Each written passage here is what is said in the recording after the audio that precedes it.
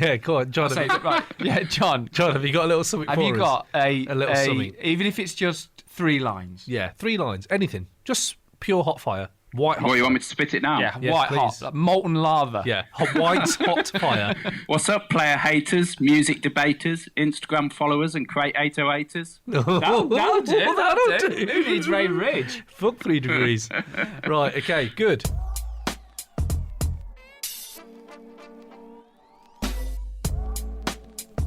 Yo, people. So here we are yet again. Time for another episode of Crate 808. Hopefully you guys are ready for our regular trip down memory lane to 1990s hip-hop and primed for what looks to be another heavyweight album debate. If you're tuning in for the first time, coming up with me today, I've got 2 bona fide hip-hop heads, and together we're bringing 3 stellar albums to try to get into Crate 808. That's our very own wall of sound where only the elite hip-hop classics live. So on the plate today, we have Tical Quest's 3rd album, Midnight Marauders, which I will be vouching for, and up against it will be Eminem's debut effort, the Slim Shady LP, vouched for by our regular argumentor, Simon Ward. How are you doing, Simon? I'm very well, thank you. How are you? I'm good, thank you very much. And the 3rd effort we have today is Method Man's first record, Tical, brought by Crate 808 debutant John Colby. How are you doing, John? I'm good, thank you very much. Good. So here we are yet again, boys. This is going to be a heavyweight one. I'm going to start off, though, with our usual thing, which is what is the least hip-hop thing you've done in the last 24 hours? Simon, I'm going to go to you first. What is the least hip-hop thing you've done in the last 24 hours? Well, I didn't treat a bitch like 7-Up. What is treating it like 7-Up? Why so down on 7-Up? Oh, I looked this up. I went down the whole, what is it? I'm not going into it now. Just check it out. Go and just ask Google the question. Right. Why does Snoop say that? But I'm not going to go into it now. Okay, right. I've got 2. Okay. One, I stood for several minutes trying to choose which tie-pin I was going to wear before I did a presentation on accountability. In hip-hop? Accountability in hip-hop? Oh, we should have done. We bloody need one, don't we? Yeah, especially these days. It was a bit of a Patrick Bateman moment. Okay. But the which one did you go for, by the way? Out of interest. I went for the one that was bone. The Thugs and Harmony. The second one, I got out of the shower, just drying myself down, and my little boy was just sat by the shower. Because what I normally tend to do. This is your child, isn't it? Yeah, not just a little boy. My little boy. Yeah. 5 years old, and what he tends to do, he sits next to while I'm having a shower, he'll sit down next to the bath, and I'll tell a story while I'm having a shower. His question when I got out of the shower was, "Daddy, why does the bag hanging below your nunu look like a pelican's neck?" And I was like, that's pretty unhip-hop, isn't it? That is very unhip-hop. All right, John, so what have you got, mate? What's the least hip-hop thing you've done? I had a semi-hip-hop day yesterday, so I had to think quite hard, because I was watching Con Air, which obviously has Ving Rhames. There's Diamond Dog in it. Brilliant name. Good work, yeah. Double D. And, yeah, I was playing some PlayStation 4, so I think it has to be when I was in the dentist. I was there with my 9-week-old daughter, and she wouldn't stop crying. So I had to sing Moana twice over out loud in the waiting room. Now it's a little bit hip hop because there is a bit of a rap in there by Dwayne Johnson. Was it the rap that you rapped? But it was the You're Welcome song, yeah. Oh mate, that's quite hip hop. That's quite hip hop. Maui when he's on a takeaway. I like his verse on that. I think it's great. It's sick. Except I changed Maui to Daddy. Oh, I like it. Right. Again, that's actually quite hip hop, to be fair, John. But then again, you are very hip hop in everything you do. I had a very hip hop day, to be fair. Yeah, that is quite. Can we hip-hop address day. the elephant in the room? Go on, Where is Ray Ridge? So yeah, our resident rap Brexiteer, Raymond Ridge, is supposed to be on today. To be fair, he is supposed to be doing Midnight Marauders, but I thought I'd help him out and you know, because essentially, if you're talking about non-hip-hop things, I think he's beat us all to the most hip-hop thing. At the moment, he is a policeman, so he is handling a prison riot, I think, in Western Australia somewhere, which means he can't jump on the pod, which is upsetting, but also kind of like, oh, interesting. I wonder what the story is behind that. Yeah. So it's ironic because he's bringing Midnight Marauders, which is all about love and peace and shit. And those prisoners weren't on an airplane, were they? One's called Cyrus, I think. Cyrus the Virus, not the Diamond Dog. Cyrus the Virus. Actually, do you know what? I've just thought that's the second reference to Con Air we've had on this pod. That's all. John watched it yesterday, so that means that everything's going to be about Con Air. It's like the thing that's in John's life at the moment. That's it. I think you'll find about the Slim Shady LP. It's a little bit reminiscent of Steve Buscemi as the psycho in Con Air. Right, Okay, so I'll try and not mention Con Air anymore. no, bring it. I'd love the Con Air references. I'd love that. My least hip hop thing I did in the last 24 hours is actually nothing like yours. To be fair, it's very simple.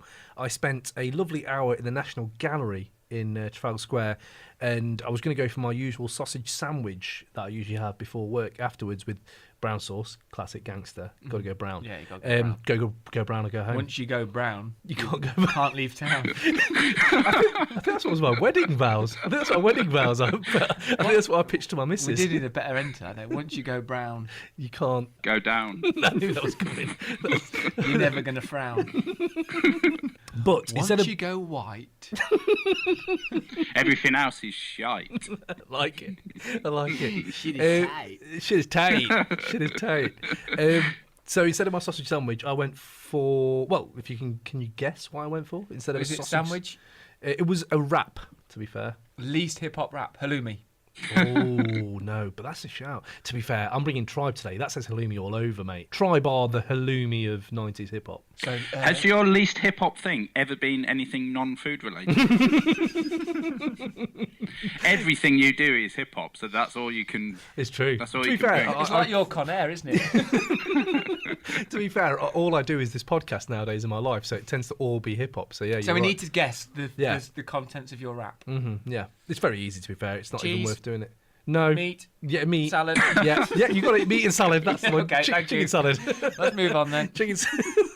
So, a little thing we do on this pod, by the way, before we move on to the debate itself, is a Wu-Tang name generator. Again, we're bringing Wu today. Insane Tiptoer in the house. There it is. That was Simon Ward's Insane Tiptoer. I was the pupil. So what we do for people who are just listening in for the first time is go to the site that Childish Gambino got his name from, and then we realise there's another site which is official, so it gives you two different names. So you can combo them. So John, right now, I'm going to give you your two names from the Wu-Tang generator. So Yeah. John Colby, the old generator, came up with Master Hunter. Which is kind of ironic because you're awful at. John, are you writing this down? It looks like he's writing it down. Just writing make down an anagram of it. my name's Master Hunter. Which is ironic because I always beat John at Halo and stuff like that, and he's awful at hunting. Yeah. So you know that's one thing I would say. I don't know why I'm writing it down. To be fair, I was writing it down. And were you actually writing it down? Master Hunter. I like it because you can reference it with Con Air later. And your new one, which I think is a lot better on the new name generator, is Mucha Visible. Mucha Visible. Mucha Visible. That's MOOCHER. Visible. Right, so now we've got all that done. I think it's time, right? Should we go in? Let's go in. Right, okay, we're going in. Let's travel back to Tuesday, November the 9th, 1993. The crest of the gangster rap wave is heading to New York since the release of The Chronic a year before, and NYC is in for a reckoning. Wu-Tang Clan dropped 36 Chambers, a potent signpost in where hip-hop will head on the East Coast, and on the same day, Tribe Called Quest released their third album, Midnight Marauders. An emphatic ode to the city that born them, Midnight galvanised everything that was incredible about hip-hop up to that point, underlining the jazzy roots of the culture alongside conscious raps that at once hit the highs and the low brows of hip-hop society. Tribe had already made a funky introduction on how nice they were on their classic album Low End Theory, and now they were doubling down on their claim of best hip-hop group ever. With diverse lyrics that were ludicrously speedy or infectious with the slow-mo, Tribe reminded us all that original beat-making mixed with incredible group chemistry make for a potent mix. And even now, you can see Midnight Marauders in GOAT 90s album lists everywhere. So, today, my argument for this to be in Crate 808, I have a lot of points for this, boys, right? First of all, if you're looking at this from the native tongues route, the hippie rap of late 80s, early 90s, De La Soul, Jungle Brothers, if you look back at them now, the dashikis and the pendants, they actually seem quite quirky and of a time, and almost like what's the word when it's like a novelty. This album to me has shed all that quirkiness, all that novelty, and it makes it all about the art form and craft of beat making, the rhymes that go on top, and not just that, but how you interlope the chemistry between the two lead MCs, right? The messaging in it is obviously very conscious rap. It's quite subtle. It's not all in your face, despite like tracks being called Steve Biko, who is obviously the radical African revolutionist and stuff like that. By the way, Steve Biko, can I bring Steve Biko up for a second? That track, I want you to tell me a better track to make your early morning alarm if it's got to be 90s hip hop. Because for me, if you put them horns when it comes in on Steve Biko, those are going to get me up and ready for any day, despite me having no kip. My alarm used to be "It Was a Good Day," Ice Cube. Oh, that's a smooth way to come in. That's a nice way to come into your into your day. I like that. It could be a good day, rather than it was a good day. Like a positive way of... John, have you got any good hip hop alarms? I haven't, mate. I mean, if I was going to set one, I'd probably have to have "Your mama don't wear no drawers. That's all which took them off. Standing in a welfare line, eating swine with a stank behind." So basically, I went through a phase having 4 Alarm Blaze by MOP as well. Oh, but it just nice. made me end of the day wanting to smash Beat my someone own up. face in. Yeah. So I can see what John's going to do here today. He's just basically going to make everything back to Tical or Conair. Right, cool. Now I know. Now I know. We can go forward.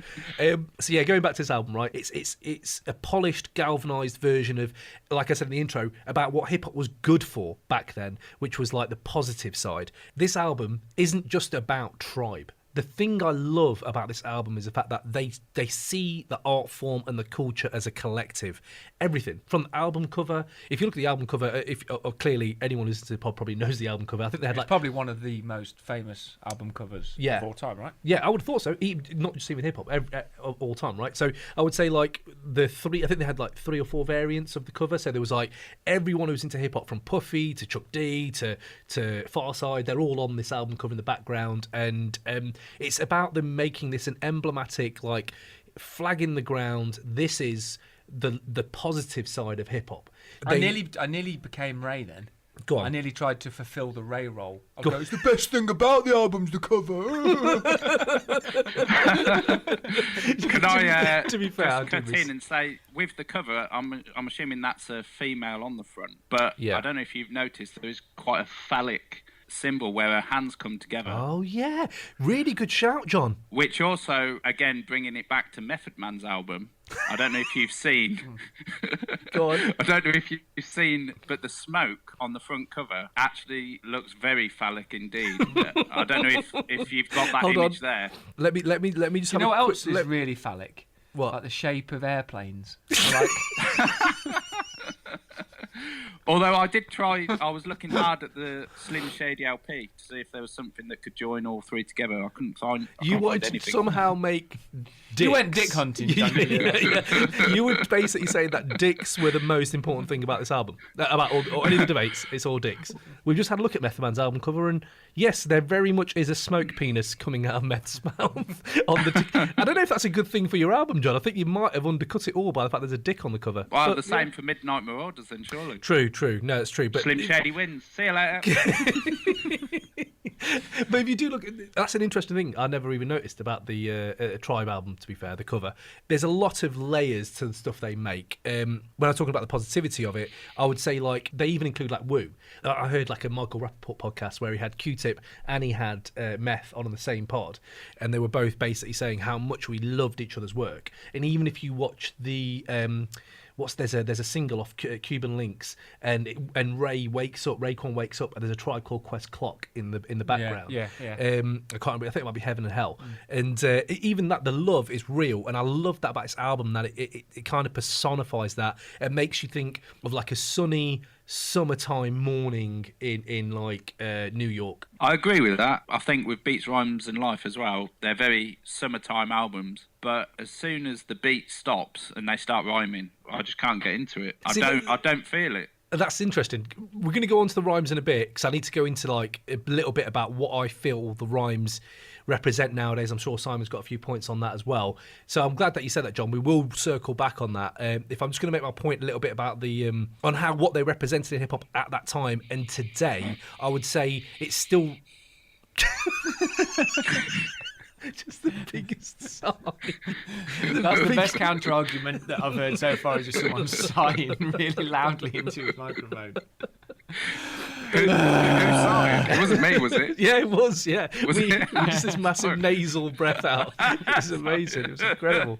It was like, Jesus. It told us everything we needed to know. You about could have said anything over that, and it's just undermined straight away. You could have said anything. That was a real heavy release of John Eyre. Good work. Okay, so when we're talking about them as a collective and coming into the hip hop game in the early 90s, I would say that it's still relevant to this day, because when they dropped that last album, I know we're not talking about their last album, they just dropped a few years ago, but when you hear that, you can still see how they've transformed the roots of the 90s hip-hop and made it modern with modern features and a modern message. And you realise, God, Tribe are kind of timeless. More so than Eminem, more so than Method Man. They're a timeless group that can make timeless art. I'm not sure. I'm very sure that Eminem can't. And I'm quite sure Meth can't, because he's never kept it relevant. He's always kept it very hip-hop, but he's never kept it relevant to me about wherever I am in life. We talk about, we always talk about what's aged best and what's aged worse. And I think for this album, there's less of an argument of whether it's aged best or worse, because it still sounds, it's got a timeless sound to it. Exactly. Which is amazing. But I also think that that's partially a negative. Yeah. Because with the other albums we've talked, particularly when we talk about Slim Shady, you've got these highs and lows. What I find with that album in particular is almost this sort of consistency to it that makes it sometimes sound a little bit like hip-hop wallpaper music to me, that it's not got those elements that would... Personally, I'm not going to be rewinding any of Q-Tip's verses. Although I appreciate him as an MC, it doesn't bring out that kind of response that a lot of hip hop does for me. I enjoy it, and it's the type of music we would sit and we would listen to this album together. Yeah. But we wouldn't be all over the album in terms of discussing it, or in terms of saying, "Oh, we need to rewind that," or it's not going to particularly make you want to get up and dance. The rewindability thing as well. Yeah. The moments in Meth, Tical, the moments in Slim Shady LP. As a kid, I remember those moments. Oh shit, he just said that, and rewind it. But what I would say is the fact that I think one big signifier is the difference is the fact that where we come from and listen to it. So when I've listened to, and I was doing a bit of research on this with Americans and Tribe, to them, its rewindability is massive. I don't know if you ever, and even the lyrics, we talk about that lyrics, like, I can't think of any things I'd go off this. So there are certain things I remember, like the Funky Diabetic thing always gets me, the 5 Foot Assassin with the Roughneck Business, those little things still stick in my head. They might not be all from this album, but Low End Theory is my Tribe album. This Midnight Marauders one, where I caught up later to it, it's one of them things where you can clearly see it is relevant in the US more than here, I would say. If you've ever seen, there's a newscaster doing the weather in I think it was 2017 when Tribe came back out with their album and did the SNL performance. Yeah, I saw that, He's doing the weather. I don't know if you've seen it, John, but it's fucking brilliant. Like, he just rhymes everything off Midnight Marauders into his weather report, and you realise, even though he's done it for that point, there are people out there it resonates with. It went viral, and people are like, shit, yeah, those lyrics are amazing. So there is this, I think there's a big difference between us in the UK as kids growing up, and for me, it was all about the G-Funk, and the East Coast rap was more hardcore. Just going on to something that you were saying with rewindability, for me personally, when I'm looking at the lyrics on Midnight Marauders, it lessens it. Like, I think he asks the question, have you ever known a funky diabetic? Yes, my mum, she's a funky diabetic. The guy on Con Air, he was diabetic. Nicolas Cage, the whole time, he's there to get that guy some insulin, and then he gets shot in the end anyway. Complete waste of time. Funky diabetic. There's loads of funky diabetics around. Like I was going to go into the lyrics of this album, and like I've got a nice section about like all the stuff I love, that there are lyrics on here that I like, sucker ends, the way that they bring in like how the actual N word has changed. You could go into a whole podcast about that song, but oh my God, what a track. Funky Diabetic, like that line, especially the fact that I brought Conair. But ever since a kid, I've hated the line 2-day-old shit. My lyrics are hard like 2-day-old shit. People love that line. They love it. So as I was sitting there on the train, I was thinking, is there anything else I could replace 2-day-old shit with? And I had a few ideas, and I'd like to hear yours. Don't forget, it has to rhyme with cheese grits. Another brilliant line. Sarcasm there for a bit. Does 2-day-old shit go hard? Or is he saying that he likes his beats soft? No, I think he likes... No, 2-day-old shit, I'm guessing, is hard. Is it? It must be. It's that white turd you see in the street. When we record, Otherwise, you'd say fresh, wouldn't you? Maybe that, yeah. You see, you could have gone for, I like my beats fresh, like 1 second old shit. You could have done. Lads, I think we're going into the weeds here a little bit, but let's go into them. I'm up for it. I like my lyrics hard, like an angry John Wick. Yeah. Like the bite of a pitbull. Good. Like the bit of like that. I had pit as well. Like working down the pit. I had. It's kind of hard. Like writing a decent skit. Which is hard. That's really good. That's really good. They're all 90% of skits are shit, aren't they? Yeah, that's true. That's really good. Like working on a Coppola flick. That would be good. Nice, yeah, because that's kind of hard. Getting as well. an EU work permit. Topical. I like my lyrics hard, like getting an EU work permit. Sorry, mate, I'm talking over you there. No, mate, just bring a line then, John. Just what we want is a line. Just give us a line. I was going to say Stanley Kubrick, surely, over Coppola. Yeah, you got a few. You got Terrence Malick. Hard to work on. You can go Terrence Malick, but this isn't... What about light-looking fly in a full football kit? Oh, that's good. Is that... I like my lyrics hard, like looking flying up. Yeah, I'd take that. Yeah, I like it. Lads, I think we've rewritten Five's worst verse. Best one, and this is what they could release in response to listening to John dissing their album. Like John's clit dick. Maybe that's why he spotted the figure on the album cover with a bit of a phallic symbol. You were thinking about your own clit dick. Yeah. Oh, John. It's all right, mate. Don't worry. We'll get it sorted. So let's go back to the argument why I think this should get in before Slim Shady and before Tical, right? So I'm just going to cite one of our favourite noughties, 90s rapper, Noriega here, on his Killer podcast. Very good podcast, by the way. He did drop the line that Q-Tip is the East Coast Dr. Dre. And it got me thinking about, okay, maybe we need to start talking about Tip as a producer, because a lot of people talk about his voice, his abstract lyrics. He finds these ways, right, especially on Midnight Marauders, he finds these ways to flip samples, especially the jazzy samples he flips are incredible. And then he finds these pockets of space in the track to rap in, and he'll do it not just for himself, he'll also do it so Fife has a platform to shine as well, and they go to and fro rap, this chemistry they have. Meth and Red have that, I suppose, on Blackout and stuff like that, but the way they differ from being like a very heady, hippie kind of abstractism to like some actual really relatable, to the point, raspy lyrics is really good, because you're catering for everyone. You're catering for the hip-hop head that doesn't really give a shit about abstractism, and then you're also catering for the other side, which is like, oh, I like the art form of like being a bit more like airy-fairy about it. Do you know what I mean? What side did you have something to say? I was going to come back to Tip's voice. I always think of Morrissey when I think of Q-Tip. Really? Interesting. Because if you can't get over Morrissey's voice... So if people don't know who Morrissey is the lead singer from The Smiths. I know it's a hip-hop podcast, people may not know. So go on. If you can't get over Morrissey's voice, then you can't access any of the Smiths or any of his solo stuff. And Q-Tip is that for me. I can't get over his voice. I just don't like the way he flows on the beat. I don't like the tone of his voice particularly.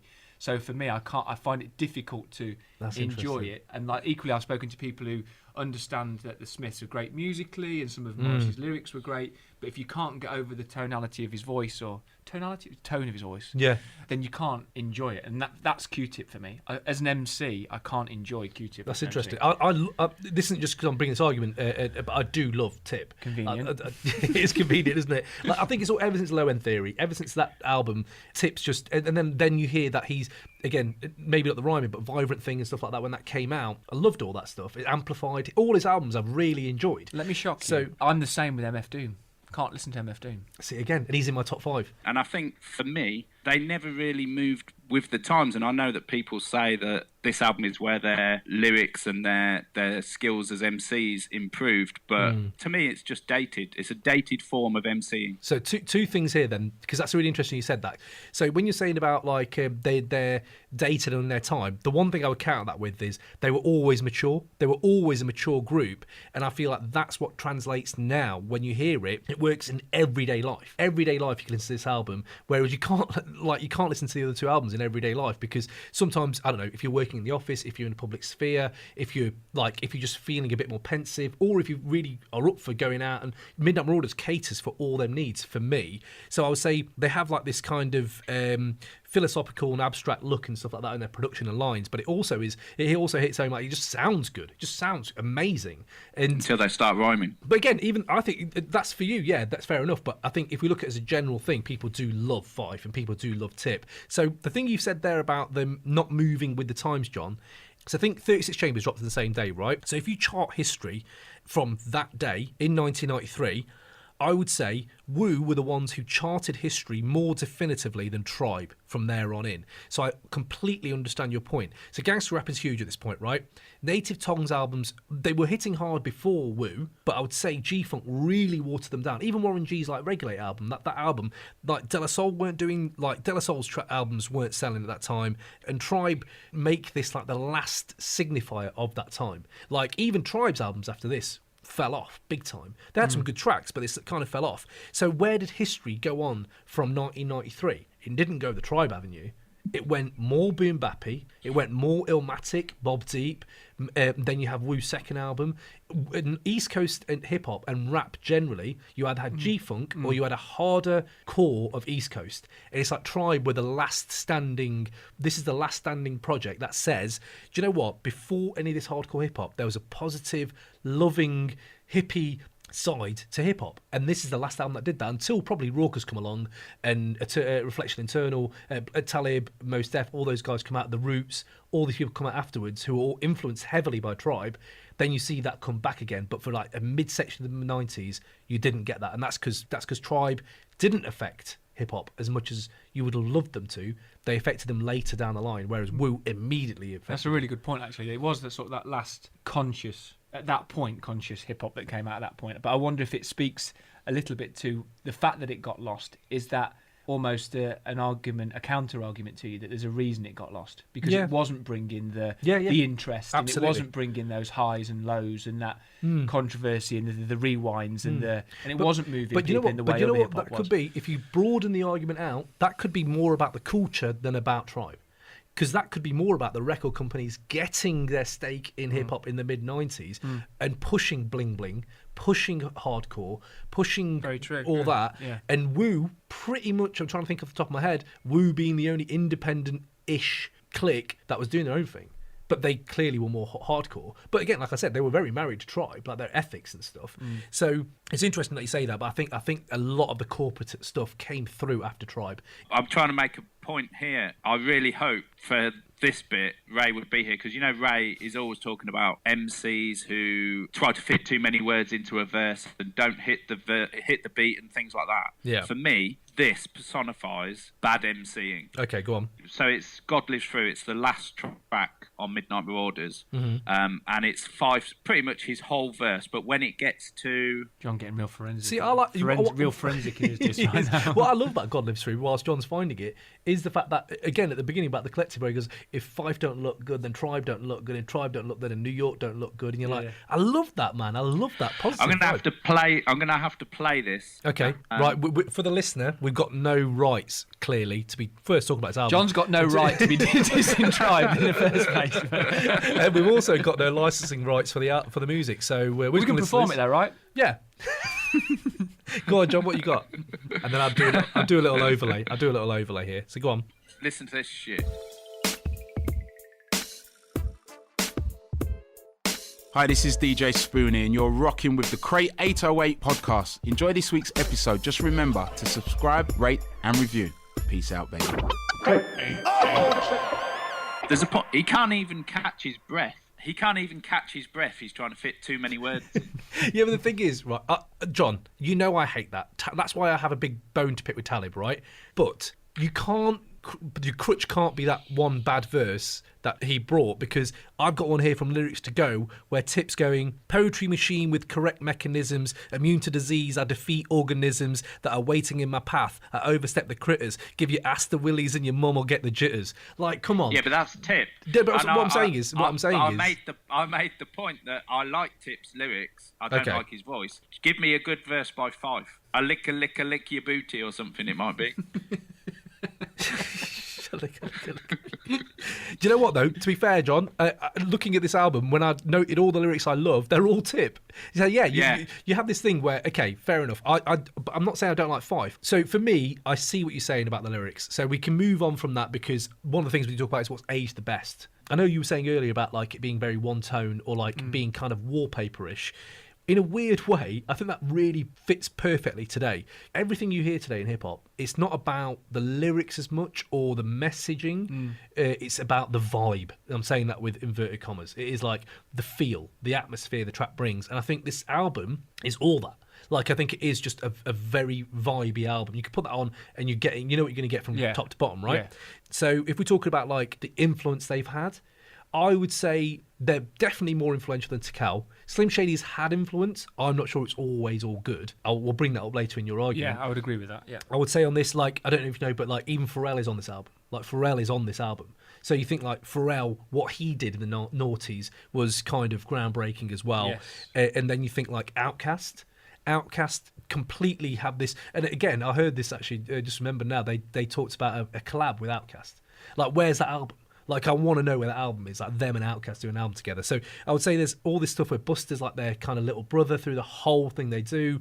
And I think that they are embedded in, like, the public sphere and mainstream sphere, as well as, like, the underground hip-hop. And I think they marry that really well. Like, I think they were the only rap group, and again, this is me Wikipediaing a little bit from back in the day, in the 1994 Lollapalooza. Like, when that came out, there was no other hip-hop group. It was just Tribe.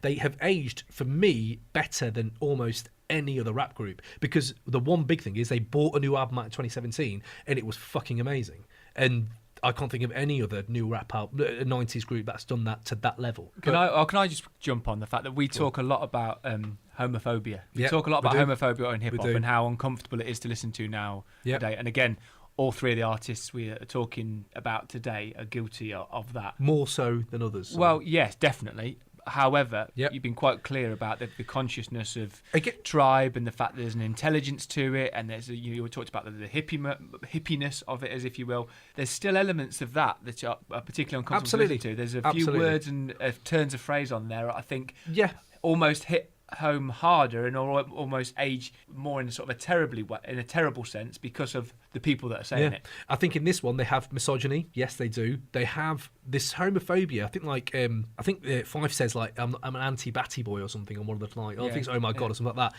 And then you also have this cancelled track that they were supposed to have on Low End Theory, I think, on Show Business, Georgie Porgy. When you read the lyrics that they spat, and the record company were like, no, we're not using that. It's basically an anti-gay anthem, pretty much. So the thing that hurts more is the fact that through this whole album, you've got this tour guide, which is brilliant. It brings home the whole ethos of the album, which is like this woman telling you about education, about AIDS, about the N-word, about all this. Yet on the album, you're stringently homophobic as well. It hurts more, doesn't it? When you hear exactly. It is still the most positive of the three albums, though. I mean, the other two albums can almost be horrorcore. That I don't think anyone's supposed to take them serious. Yeah. Whereas I think Tribe Called Quest, if you consciously trying to be part of a movement, then put more thought into the lyrics that you're writing down. It's just about education, isn't it? I think that's what it comes down to. But I think they had a platform to make a real point. And then when you do start writing lyrics like 2 Day Heart, and I know I'm going back to the lyrics thing, but lick your booty and things like that. Like they could have told they had a platform where they could have. But think of it this way, right? Think of it this way. They're young. It's a glacial. Everything in hip hop, when it comes to progress, is glacial. Everything's like, so. This at least is a move in the right way. It's not 100% proof. I'll give you that, definitely. But it's more of a move than Eminem ever probably did. Eminem's thing was always about where he comes from and his identity, which is fine. But I mean, if you go back to like the two albums they released, so Low End Theory, I don't know who said this to me, but so Low End Theory is like The Chronic, And Midnight Marauders is like 2001 Chronic. It kind of, they don't move very much within themselves within 2 albums, really. And they were only like a few years apart. So then I see where they could definitely have done better. They were trying to be more positive and just didn't know that calling people like the F word or like batty boys and stuff like that, that ain't on. Do you know what I mean? That isn't the right thing. It's obviously part of their culture and it was there. But look at like when Big Daddy Kane did his, was it the Playgirl shoot or whatever? Like he was hard, and then he lost all his reputation. Actually, there's a really good article about this online about like how Big Daddy Kane was so big, and then as soon as he started doing all this kind of like modelling, homophobia just sprang out of nowhere about like, oh well, look at him, he's obviously gay. Kind of thing, and it destroyed his career pretty much. Yeah. And you see that's emblematic in hip hop everywhere, and even Tribe are guilty. But then listen to their new album, none of that. It's all they've learned. But they're kind of kids when they bring this out. So either way, right, let's go on from here. Non-90s rappers you'd like to see on this album. Have you got anyone, Tom? Nas. He is 90s, but yeah. No. Well, actually, that goes on to a nice sort of new category I thought of, which was like the holy trinity of features. We realised, basically, when we do these albums, that Method Man's a feature on pretty much 90% of these albums, right? So I was thinking... There's a reason for that, John, isn't there, mate? So I was thinking, if you could only pick one of these 3 to be a feature, the holy trinity for me is Busta Rhymes, Method Man or Nas. So out of them 3... I'd go Nas on this one. Yeah. You're going to go Nas? Yeah. I think it's kind of made for Meth. I think Method stand out. I think Nas would fit in. But I think both would work. No, that's nice. That's good. I like that. Well put, John. So if we're going on to non-90s, though, I was thinking Chance the Rapper, because he's very, very much exactly the same ethos as they have. So Chance the Rapper, Joey Badass. Childish Gambino, mate. Oh, yeah. Yeah, he can even sing some hooks and shit. One guy I wouldn't have is Lupe Fiasco, though. Because did you ever see him at the VH1 Awards? No. Where they honoured Tribe, and he forgot, he didn't know the words. He forgot the lyrics, and apparently he said that he back in the day he hadn't even heard of them. He was never into them, and then he went on stage and forgot the lyrics. Yeah, to and it was like Lupe Gate or something, wasn't it? Yeah, Electric Relaxation, which best track off this album. That's up there for me. It's up there with Oh My God, I think. Again, didn't know the lyrics. So Lupe, sorry mate, you're not getting on. SARS. See, for me, Award Tour is the one track on Midnight Marauders that I actually really enjoyed listening to. Okay. Well, again, Award Tour is again one of my favourites. It's great. Just a few little bits. You know, we're talking about the cover, by the way. On Instagram, I'm going to put my a shirt that I'm very proud of that I got about the cover for this album, which is a twist because it was for the Brazil World Cup. And it's got all the World Cup players in a Midnight Marauders-esque yellow and green T-shirt. I just thought that's one of the best riffs. That's the most Kambi T-shirt ever, isn't it? It's got football, hip-hop, and it's a T-shirt. I love it. I really... But again, they permeated culture to the point where people are doing these kind of homages to them. It's great. It's really good. So another little section I've got is called Sample Spotting, which is basically... As I've got into this, I've really, really enjoyed digging back and seeing where the producers, Tip, RZA, Dre, have found their shit to begin with, right? So anyway, big up Vin Rican on LA Power. He does amazing YouTube episodes where he'll like mix like the hip hop track and bring in the sample as well. So there was a few on Midnight Marauders. There's so many. The way they sample is amazing. I would say if you've not heard James Brown's Just Enough Room for Storage, that's the guitar lick on Lyrics to Go. And if you listen to that guitar on that James Brown track, it's possibly one of the best blues electric guitar use I've ever heard. Clap Your Hands, that track with the line Clap Your Hands, that little pull, a New Orleans beat from the Meters called Hand Clapping Song, so check that out as well if you like that. And Who's Gonna Take the Weight by Call the Gang is used for the spine on Oh My God. And again, it's just funky as fuck. Like, if you like to go digging into the crates, they're 3 I would start with and just go from there, lads. So, yeah, right. Just taking a little break here before the final argument for Midnight Marauders. Ray came back mid-recording from his prison drama, so I thought it was only right, as it was supposed to be his album, that he put the cherry on top and he do the 30-second argument for Midnight Marauders. So it is a little bit of a jump. He comes back in when we were talking about Slim Shady, but I thought, you know what, let's record you doing your 30 seconds on Midnight Marauders. So boom, here it is. So Raymond Ridge's final argument for Midnight Marauders, even though I pretty much vouched for the album for the whole section, I want Ray to cap it off with the cherry on top. Ray, starting now. Midnight Marauders. Try and find a shit track. There ain't one. There's no fillers. There's no fillers in this album, and that's why it should be in Crate 808. Now, the thing with it, they're not going to blow your mind with lyrics, but that's the thing. That's what it's about. It's the effortless smoothness. That's why you come to Tribe. It's easy. It's not a heavy lift. It's not complicated. You can just sit back, relax, and chill to this album. To be fair, you pretty much nailed it on 30 seconds. But yeah, go on. Well, no, I mean, that's it though, isn't it? It's like, it's just effortless smoothness. Yeah, I like that line. I wish I'd used that effortless smoothness. Right, let's move it on. So, on to one of my favourite bits of the Crate 808 podcast. This is where we dive into the hip-hop rumour mill of the 90s, where we would, back in the day, we wouldn't know if any of this is true or not. We just took things at face value and just believed them, didn't we? So there's a few things that I've dug from the hip-hop threads that we have around, and none of this is substantiated, by the way. This is just me liking the rumour. So I'm going to drop a few for you boys. It's a little roulette thing I've got going on. I'm going to go through it, tell me when to stop, and I shall stop, and I'll read what I've landed on. Stop. So I can actually see this one happening. Snoop Dogg once sold weed to Cameron Diaz at high school. Yeah, I've heard that before. I've heard they went to the same high school, yeah. Oh, okay. Interesting. I never heard that one. John, you enjoying that one, John? Yeah, it's not bad. I believe it happened. You believe it happened? Right. Okay. Good. Like that one. John, right, tell me when to stop. Stop. Okay, again, another one not really heard before, but this is amazing. This is exactly what would happen to him as well. Old Dirty Bastard, always a good one for these rumours, pulled a 4-year-old girl out of a car crash and then regularly visited her in hospital under a fake name until the media found out it was him and he had to stop. I've heard that one as well. Are you the hip-hop rumour master? Just today, Rumour I meister. I also heard that... He heard it just now. Because I heard the same... Yeah, I heard that the same day, he also got arrested for stealing some shoes out of a Foot Locker or something similar. Before or after? They saved the girl, went to the hospital and stuff, and then got arrested afterwards for stealing shoes. Was he stealing the shoes for her? He doesn't need to steal shoes, does he? Jesus Christ, it's ODB. Maybe he does. What was his alter ego that he went and visited under, does it say? No, it doesn't, but we do need to know that, don't we? Probably shortish. Young, clean.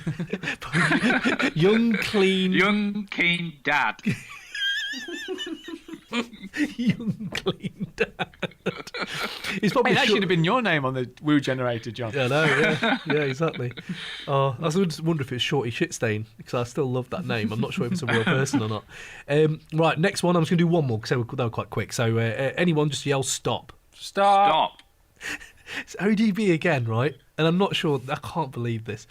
ODB confused Drew Barrymore with E.T. In this absolutely perfect interview with MTV, ODB asked if Barrymore was the girl with the bald head in E.T.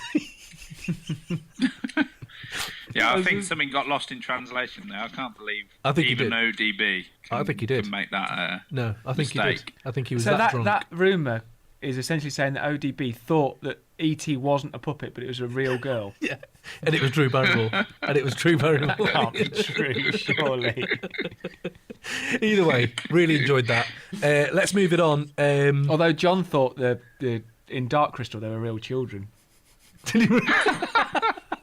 Dark Crystal is a 80s classic, 80s right, 80s classic, and yeah, it's Jim Henderson. He thought there was no puppets in the whole of that. He thought it was all real people. It was Jordan Henderson made that film. Jesus, fair play. England captain, good lad. Right, okay, moving on. Let's get it on. Slim Shady LP. Yes, ladies and gentlemen, it's Killer Keller inside the place. You're rocking with the Crate 808 podcast, okay? Do your thing, you know what to do? Log on or jog on. Subscribe, rate, share, pass, leave comments, share with your friends. Tell a friend to tell a friend. Tell another friend to tell another friend, okay? This is the one, Killer Keller. Enjoy. It's February 23rd, 1999. DMX has blown up the game the year previous, Raucous and Master P are on the rise, whilst Bling Bling Rap along with G-Funk is quickly running out of ideas. Then along comes an artist who just doesn't give a fuck. Marshall Mathers, aka Eminem, broke the hip-hop scene on a global scale, opening the door to a whole section of society previously not represented in rap and introducing us to his alter ego on this, the Slim Shady LP. Setting a watershed moment in lyricism and levels of ultra-violence words not yet seen in rap, M was ready to come at you with a mouthful of adjectives, a brain full of adverbs, and a box full of laxatives. But at the same time, he would become a suburban bogeyman who would test the limits of middle-class America's parentage. Repping Detroit hard, Eminem was another in the long line of Detroit frontmen with flair. Iggy Pop, Alice Cooper, Rob Tyner from the MC5, and not to mention the legendary writer with flair, Lester Bangs. The Slim Shady LP split apart pop culture and gave Marshall Mathers a platform to become rap's biggest pop star. In the next 8 months, M would drop gems on raucous projects, go toe-to-toe with Biggie on Dead Wrong, and then lace Chronic 2001 with classic bars. That's 8 months, people, and pretty much cement himself as the greatest rapper alive at that moment. So, Simon Ward, tell me, why do you think Slim Shady LP should get into Crate 808? Well, let me start by pouring a little liquor out for my homie who isn't here, Ray Ridge. And I'd just like to start saying, if an alien. So for first-time listeners, let me just point this out there, that Ray Ridge, who is in a prison right at the moment, he usually always brings up the same thing, which is, if an alien came to the Earth and I had to give him 100 tracks to listen to, these are the tracks off this album I'll go with. So I'm guessing you've got a few I just got really disappointed then, because I've just realised I'm never going to be as cool as you just spoke about Ray. It's like, Ray, who can't be here because he's in a prison right at the moment. No one's ever going to say that about me. That's just... It's true. Hasn't he also got 15 of those tracks off just 2 or 3 albums? Yeah, he's already filled up most of the 100 tracks. 100, by, all of his albums. Can we just put back that I think the majority of them came from Exhibit's debut album and not the others that he's brought. So Exhibit's debut album, yeah, fair play. I'm not going to go down the route I've heard a lot of you guys go down on previous podcasts, but I'm not going to call this album iconic. I'm not going to say it's genre defining, and I'm not going to claim that it changed the game. Oh, but no, it did all of those things. So I'm sorry, yeah. I'm not going to say it, but it did do all of those things. I was really bewildered there for a moment. With all its faults, and we are going to have to talk about those, and I think we will talk about them. Oh, God, yeah. This album is the unearthing. It's the true birth of the greatest, if not one of the greatest MC of all time. It's been described as the most audacious and monstrous record of the entire decade. Oh, interesting. Who said that? You don't need to worry about that, mate. You don't need to worry about that, mate, yeah. By the way, my album's been described as the most incredible, audacious... Could you not think of any word you could have chosen? Did you have to use the same word that I used? Do you know what the thing about Tribe is? They're incredible and audacious. Audacious. You touched on They're more audacious. You touched on my first main point that I was going to make, and you touched on this in your beautifully written intro, by the way. You're getting so good at writing those. Thank you, mate. You kind of taken some of my argument with that. But by the late 90s, a lot of rappers' rhymes took place in sort of any ghetto USA, didn't they? It had become a little bit generic in a lot of artists' work. So some of the people who had been really inspirational, and some of those who've already gone into Crate 808, they were bordering on cliche for some of their projects in the late 90s. Got any names? Name names, Prodigy. What you got? Stop making me diss people. No, I'm not going to go down naming names at the moment. So some of them, there was definitely a formulaic feel to a lot of the hip-hop that was coming out there. There was a lot of great stuff, but in terms of where we'd gone from the early 90s to the late 90s, there was this kind of a little bit of tiredness, I would say, about a lot of the hip-hop came out. And then this album was an absolute napalm strike to all of that. His lyrical ability, which we could talk about for hours and hours about in terms of Eminem, in terms of his quality and his pedigree as an MC, the combination of his voice, the insanity of some of his content compared to the sort of the generic hustlers and stuff that was around at the 90s, but the insanity of what came out, the humour, some of it, again, negative, puerile, but the humour of it, and it has aged terribly, some of that. So when we come on to the age terribly, we will talk about that. But it all combines with this validity of being produced by Dre at the time. And let's not forget where Dre had come from and what Dre had produced before that. Probably the biggest co-sign I'd have thought of the 90s. Yeah. That's one of the biggest co-signs. Yeah, and the combination of those two things has produced a really, really important piece of work. You're right. It's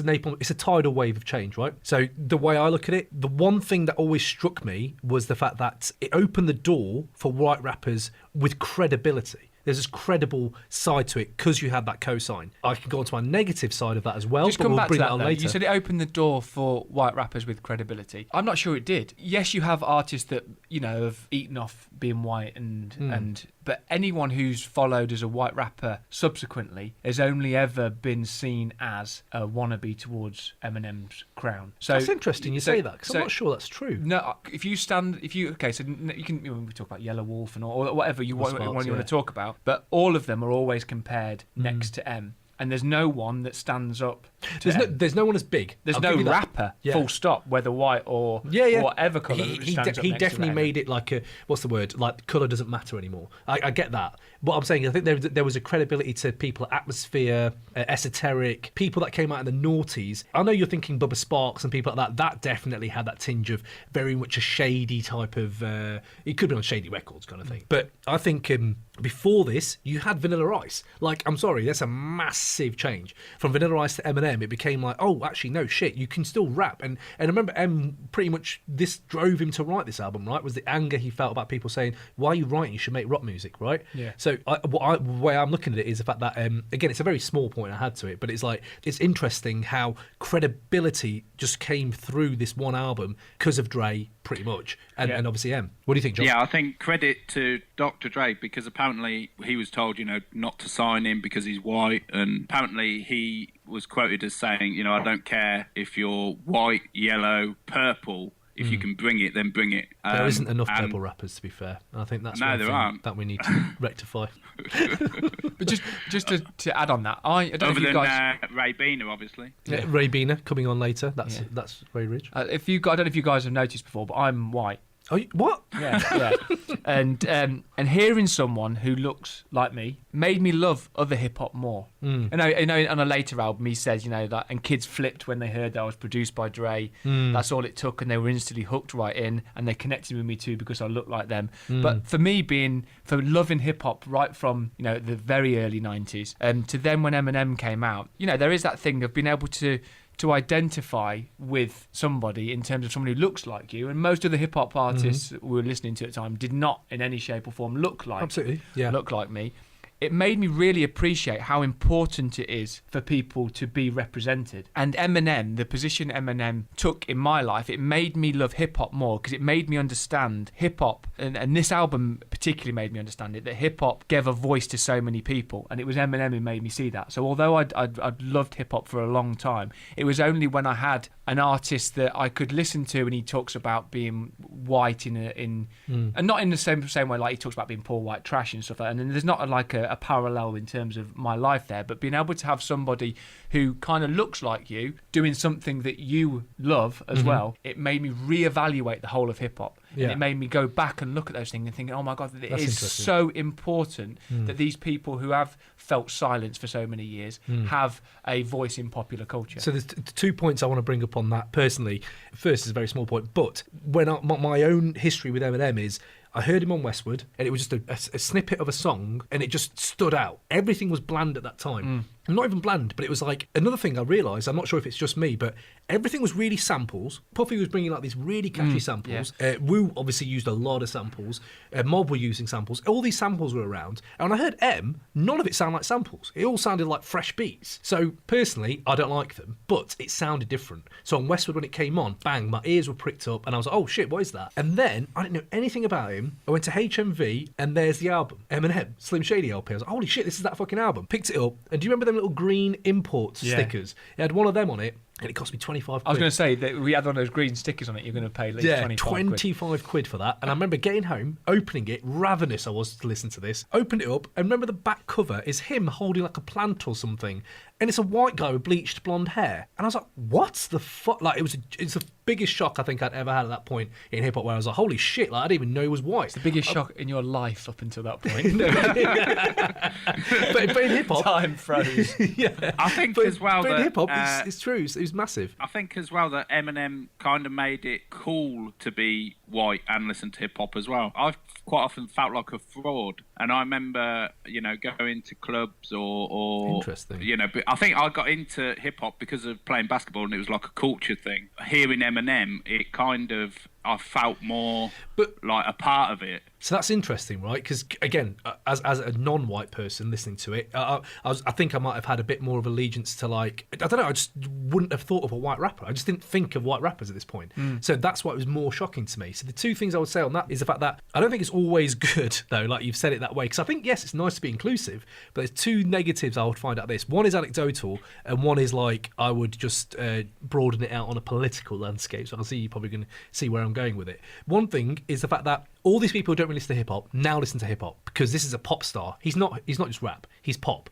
And Dre clearly knew that when he went in with him, right? So everything I love about hip hop became a weird, twisted dilution. So we would go to Subterranea, we would go to these hip hop clubs, the hip hop gigs, and it would still be the same. But if you're going to go see Eminem, you better be ready because it is not hip hop. It is not hip hop. And that's the worrying thing. You go see him at Brixton when he's with Dre, and that was purely hip hop. And that was, oh my God, like, it's incredible. Him and Dre, and it felt like a proper hip hop gig. A year or two later, we go see him, and now he's at Milton Keynes Bowl. And I remember when we were all there, I think, John, you were there as well, weren't you, mate? Yeah. Went to Milton Keynes Bowl, summertime, Eminem, he's got 50 Cent, he's got Cypress Hill, DJ Premier. It's a huge show. We're standing there, and Westwood and Premier are dropping Simon Says, Rough Riders Anthem. They're dropping all these actual hip-hop tracks. No one's moving. To the point I was getting so vexed in that hot sun, pissed. I was just like, why is no one fucking dancing? Simon Says is on. And you know why no one's dancing? Because everyone's an Eminem fan. And that's the thing, I think, that is a downside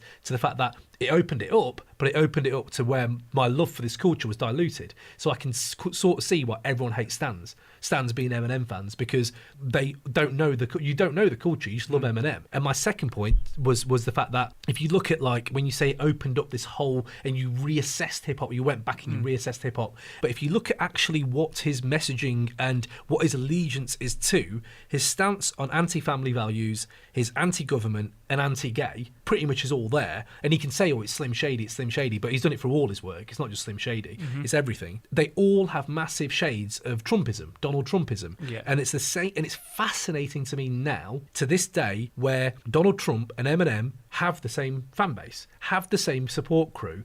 And Eminem himself, in the last few years, has completely drawn, to the point, he's not just distancing himself in the fact that he's saying, I don't believe in this. You can just say, oh, I don't believe in Trump.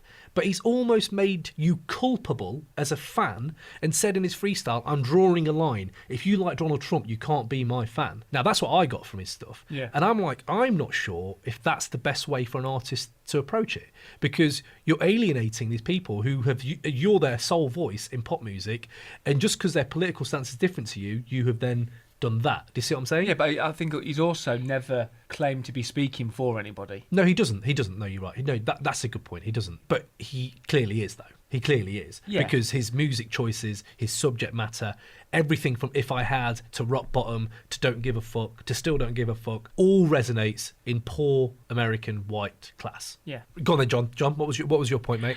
Like I said, that, you know, it made me feel inclusive, and then you're saying about it, you know, opening up to a mainstream audience where it's not just hip hop heads, it's these stans. And I think that is around the time that I started to lose interest in hip hop. So you're saying Eminem led to John not liking hip hop? There you go. Can't get in Crate 808. Sorry, mate. One of my mates can't like hip hop now because of your album. Well, one of the only places really to listen to hip hop music, other than obviously buying the CDs, was Flavor. I think it was on Channel 4. Yeah, it just felt like something that me and my friends were into, that I didn't know anybody else that was into it. I liked that. I liked being in that clique. When it opened up, not only did it lose interest, I felt hip hop as a whole kind of lost its way for me, and it, you know, became more R&B. It wasn't as hardcore. So we just had a little pause there for the pod because our rap Brexiteer, Raymond Ridge, has finally made it in from his prison riot. Ray, how you doing, mate? Yeah, not too bad. So now Ray's here. We're all involved. It's all good. Ray, give me a bit of your history on what you think of the Slim Shady LP. Something that Si mentioned a minute ago, is Eminem in the top 5. Every top 5 conversation is really a top 3 conversation. Because if you haven't got Rakim and Eminem in your top 5, you're a dickhead, basically. You don't, what you, no, but isn't it? Who here hasn't got Eminem and Rakim in their top 5? This is what was sorely missing in the first section of the pod. Man, that's bad. Ray, did you actually create the prison riot? Who here hasn't got Rakim and... Which motherfucker wants to get shanked over not having Rakim in their top 3?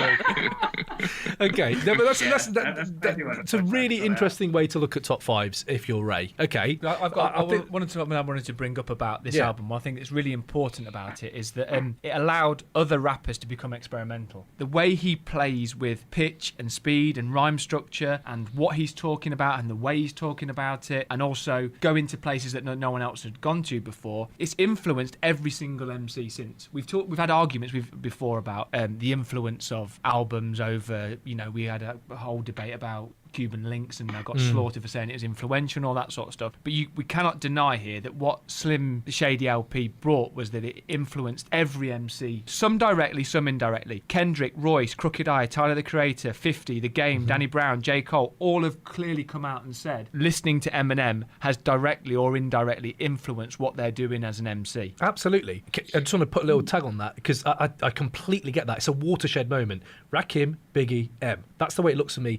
Lyrically, that's how it all shifted for me. Everyone says KRS-One, Chuck D, that's in there, but for me, that's my watershed moment. The opposite side to that coin, the other face of that coin to me is he also impacted Linkin Park and Fred Durst and these other things that I fucking hate. So I completely love the fact that Royce has we need to talk about Royce on this album, Royce being where he is now, and obviously all the people you've said, but culturally his impact was just as big as his lyrical impact, and his cultural impact was the fact that, oh shit, you can get these kind of mash-up like rapping rock stars. But you could say that about any artist. You could say that the Beatles, the influence they had. No, it's true. You could draw a line from anything to any other point. I'm having to give that flip side of the coin because it isn't just what you've said. Do you know what I'm saying? I completely get it, but I say there's another side to it as well. Yeah. What was your other points you had? No, I was just going to say in terms of that experimental sort of vibe of it, the fact that it's got the concept tracks on this album are just, you got Guilty Conscience, you got Bonnie and Clyde, Bad Meets Evil. At that point, they were just such a creative, exciting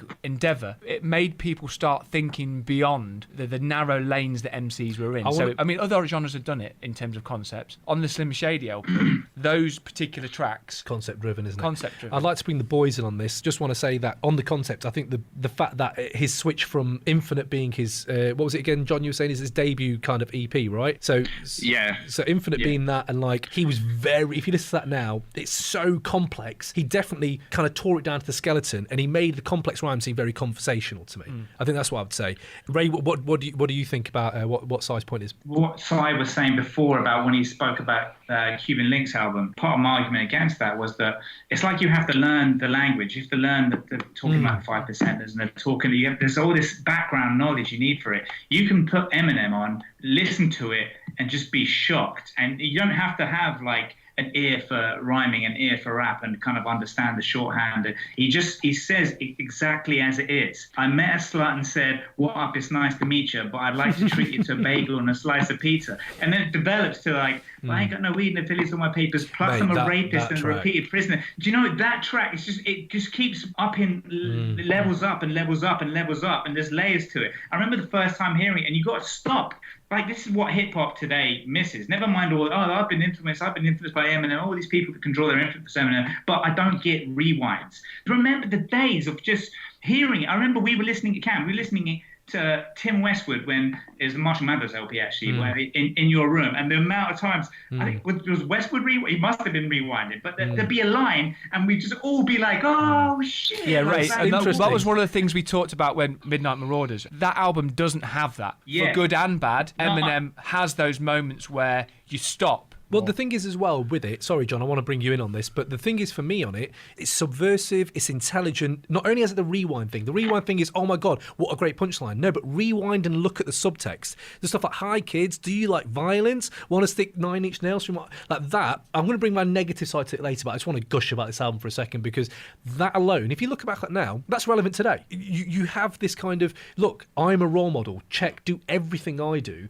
When you look, he's still made relevant music. I don't think is as relevant anymore, nowhere near. But at that time, it was huge. It was like rewindability now. You can read the subtext. And if you're talking about subtext, Bonnie and Clyde, for me, is a work of genius, because if anyone has ever written anything in their lives, like that's a storytelling, and I know Simon here writes a few books and stuff, and we all love to read like these novels, and exposition is a massive thing. Exposition is so badly handled in works of art. In films you love, the exposition's still bad. Bonnie and Clyde's exposition is fucking genius. He's doing it in a conversational manner. He's using baby language. He's not actually talked about any sign of violence apart from like these little kind of nudges to what's happened. And when you look back at it now, you think, for me, that's the standout track where you can look at it and go, oh, you could actually look at that as a writing and say, oh, perspective-wise, that's aged probably the best in this album. John, what do you think, mate? As Ray wasn't here, what I was saying with Five Dog is I like his voice. His lyrics are literally dog shit. They're awful. Like 2-day-old dog they shit? are awful. And because I know that you say, about MCs trying to fit too many words into a verse, like rhyming on beat, like that for me is everything an MC shouldn't be doing, especially held up to your standards. And Eminem, he is exciting to listen to. He's got this shock, horrorcore themes throughout the album. Yes, a lot of it is puerile. Certainly now when I listen back to it, it doesn't, for me, hold up as much as I completely agree. for instance. I agree. I don't think the album holds up. Yeah, and obviously you've got songs on there like My Name Is, which I just can't listen to anymore. I can't listen to it. That high-pitched, whiny, droning voice. But it's got brilliant concept tracks on there like Guilty Conscience. I still listen to that. I think it's an amazing track. And it's still quite shocking, where he's talking about, look at the bush, does it got hair? And apparently that's a reference to National Lampoon's Animal House, where a white guy he's got a devil on one shoulder and an angel on the other, and he's talking about, whether or not to go through with it, and in the end he doesn't. And I think in Guilty Conscience he does, or it's left open, I can't remember. But as an album as a whole, it's not an album I listen to. I listen to a few tracks now. The whole thing for me, the skits and everything, at the time I remember thinking some of them were quite funny, some of the lyrics quite clever. Much of it now doesn't hold up. Mate, it's quite puerile. I need to just tag team here with John a little bit on this, because you're talking about Create 808, wanting to get it in. How many times do you bump Slim Shady LP? Wait, whoa. Yeah, I bump it all the time. Yeah, me too. Do you? Okay, not all of it. This isn't me like saying, oh my God, it's shit. I'm just genuinely asking, how many times do you bump Slim Shady LP nowadays? Yes. So for me, there are some tracks on there that, look, let's get to it. Let's talk about it. Right. So let's just say to Aliens.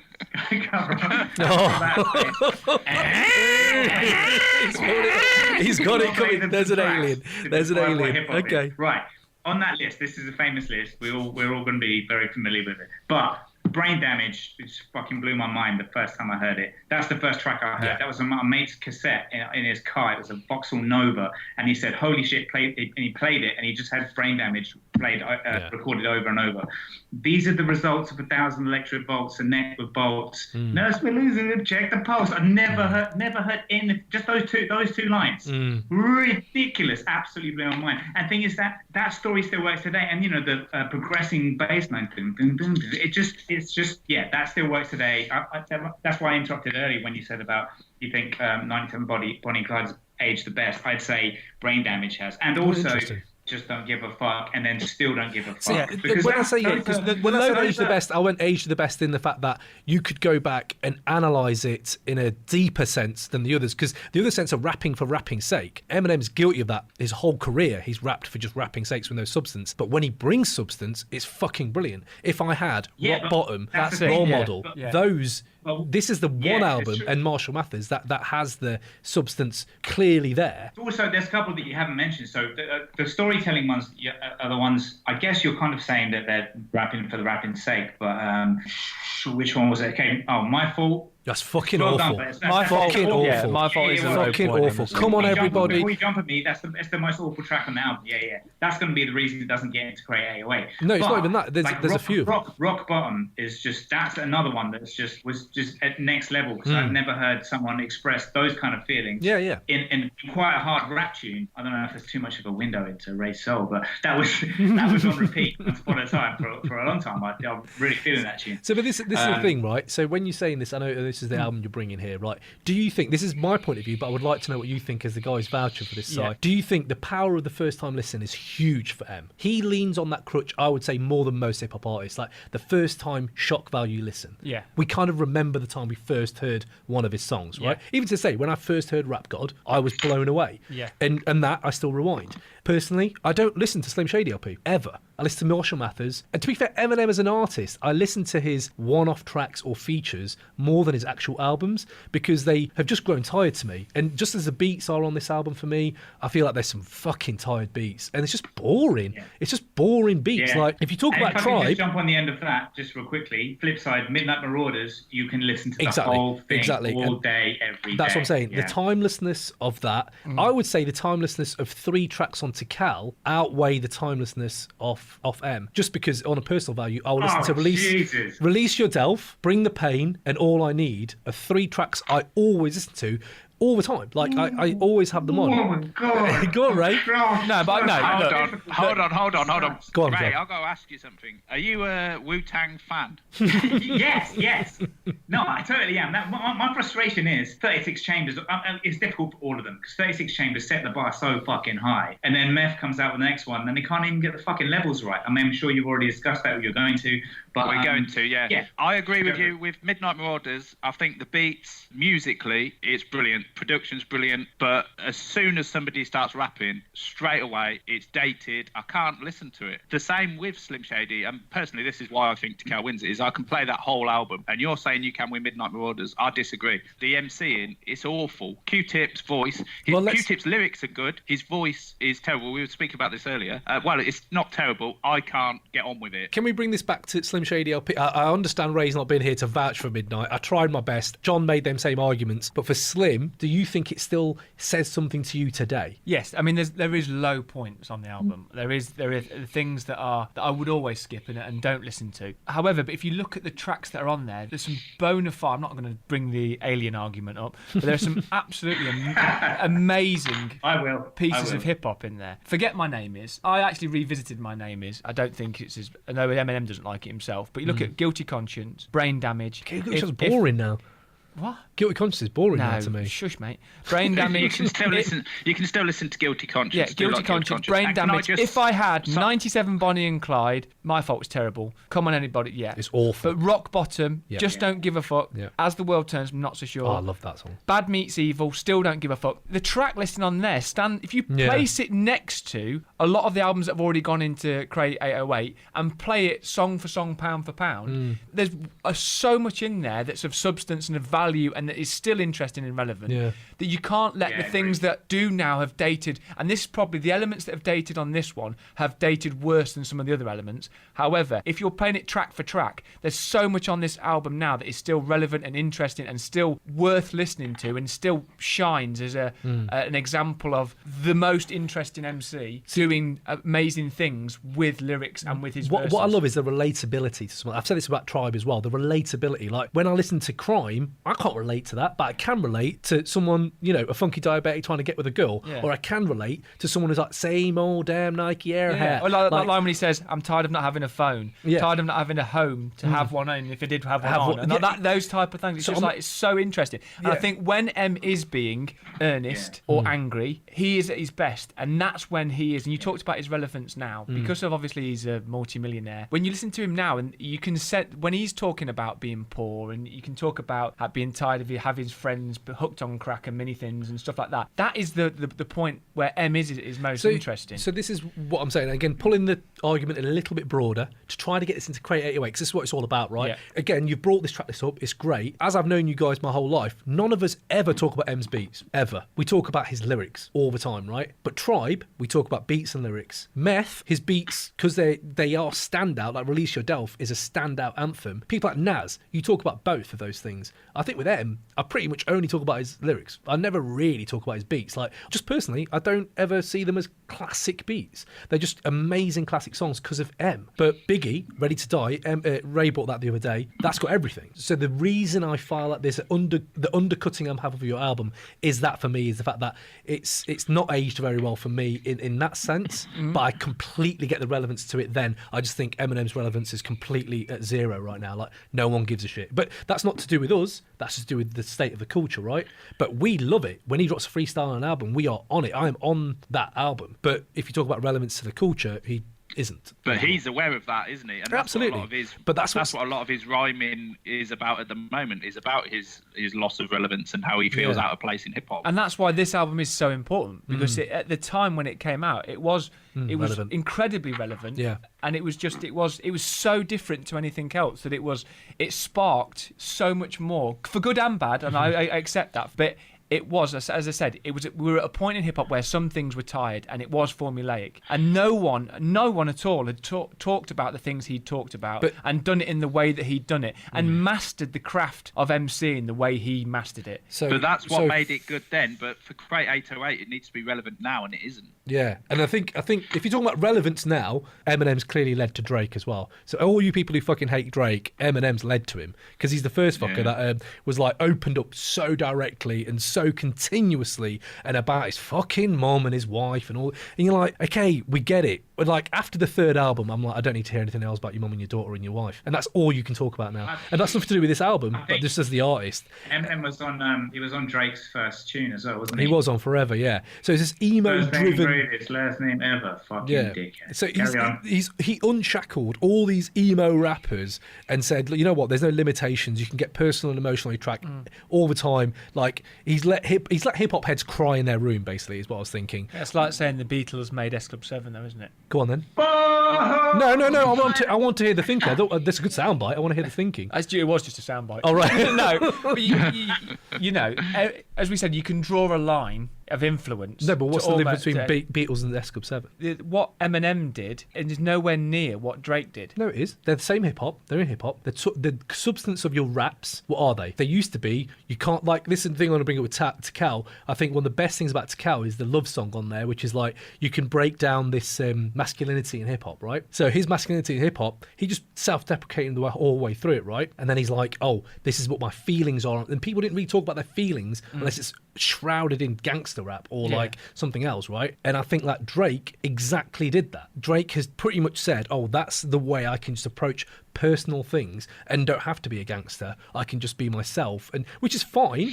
But I'm saying if you hate Drake, like I don't hate Drake. I think that's fine, but I think I do hate Drake. The lineage between Beatles and S Club 7 is far much more removed than Eminem. Yeah, that was. I was going to the nth degree. I understand the point. There is a bit of a chasm there, but I also think you can definitely draw a straight line to it. They're different artists, but they have at the core this very emotional way of being. Just listen to M's singles he's brought out. He's chose to hit the singles about his mum. Do you know what I mean? I mean, that sounds like an argument for the album, though. That's like you're saying that that's where it started. His all-seeing influence of Eminem. I'm not saying it's for or against. What I've said is the fact that it led to Drake. That's my just fact. I like Drake and I like the emo-driven stuff. I'm just saying I know you hate Drake, so it must hurt that Eminem fucking made him. But this is, again, I'm just playing devil's advocate. You're playing Dick Advocate, aren't you? Exactly. Devil advocate. But so let's get on to categories here with you, Si. I also want to get into this. If you could have any non-90s rapper on Slim Shady LP, I'm really interested in this one because I want to know who it would be. Worked together afterwards, became a big part of each other's career, and I've been revisiting this person's back catalogue a lot and enjoying it. Right. Unit. I'd have Fiddy on this album. Do you know what? I didn't even know. Fiddy on that album. Wow, yeah, what track though? He could make the third. He could make the third one on. No, I'm sorry, mate. It's right. Sorry. That's good. Okay, Yellow Wolf we talked about as well. Yeah, before. And he is complete descendant, isn't he? But yeah, absolutely. What have you boys got? Have you boys got any non-90s rappers for the Slim Shady LP? The only one that can earn the right to be on the same track as him, Rakim. We're not counting him in the 90s. Yeah, 80s. Yeah. Rakim. Ray, I totally agree with you in terms of, MCing and the art of MCing. I just think putting Rakim over this album, for the reasons we've spoke about in terms of the content and stuff like that, I'm not sure that would work. That's the thing. I think the content on this, the substance on this is the shock value of it. Rakim didn't really have that. But I think it'd be interesting. I'm not sure if it would have worked. But I'm saying, what on mine are is I would love to have seen a revenge track, like, the whole Kim thing, but Nicki Minaj rapping it. If Nicki Minaj, the monster Nicki Minaj, that one that first came out. And I know they've done tracks together. can't wait to hear that track. Have you heard their track together, mate? Come on, a cone. It's fucking amazing. I hate you so much. I hate you so much right now.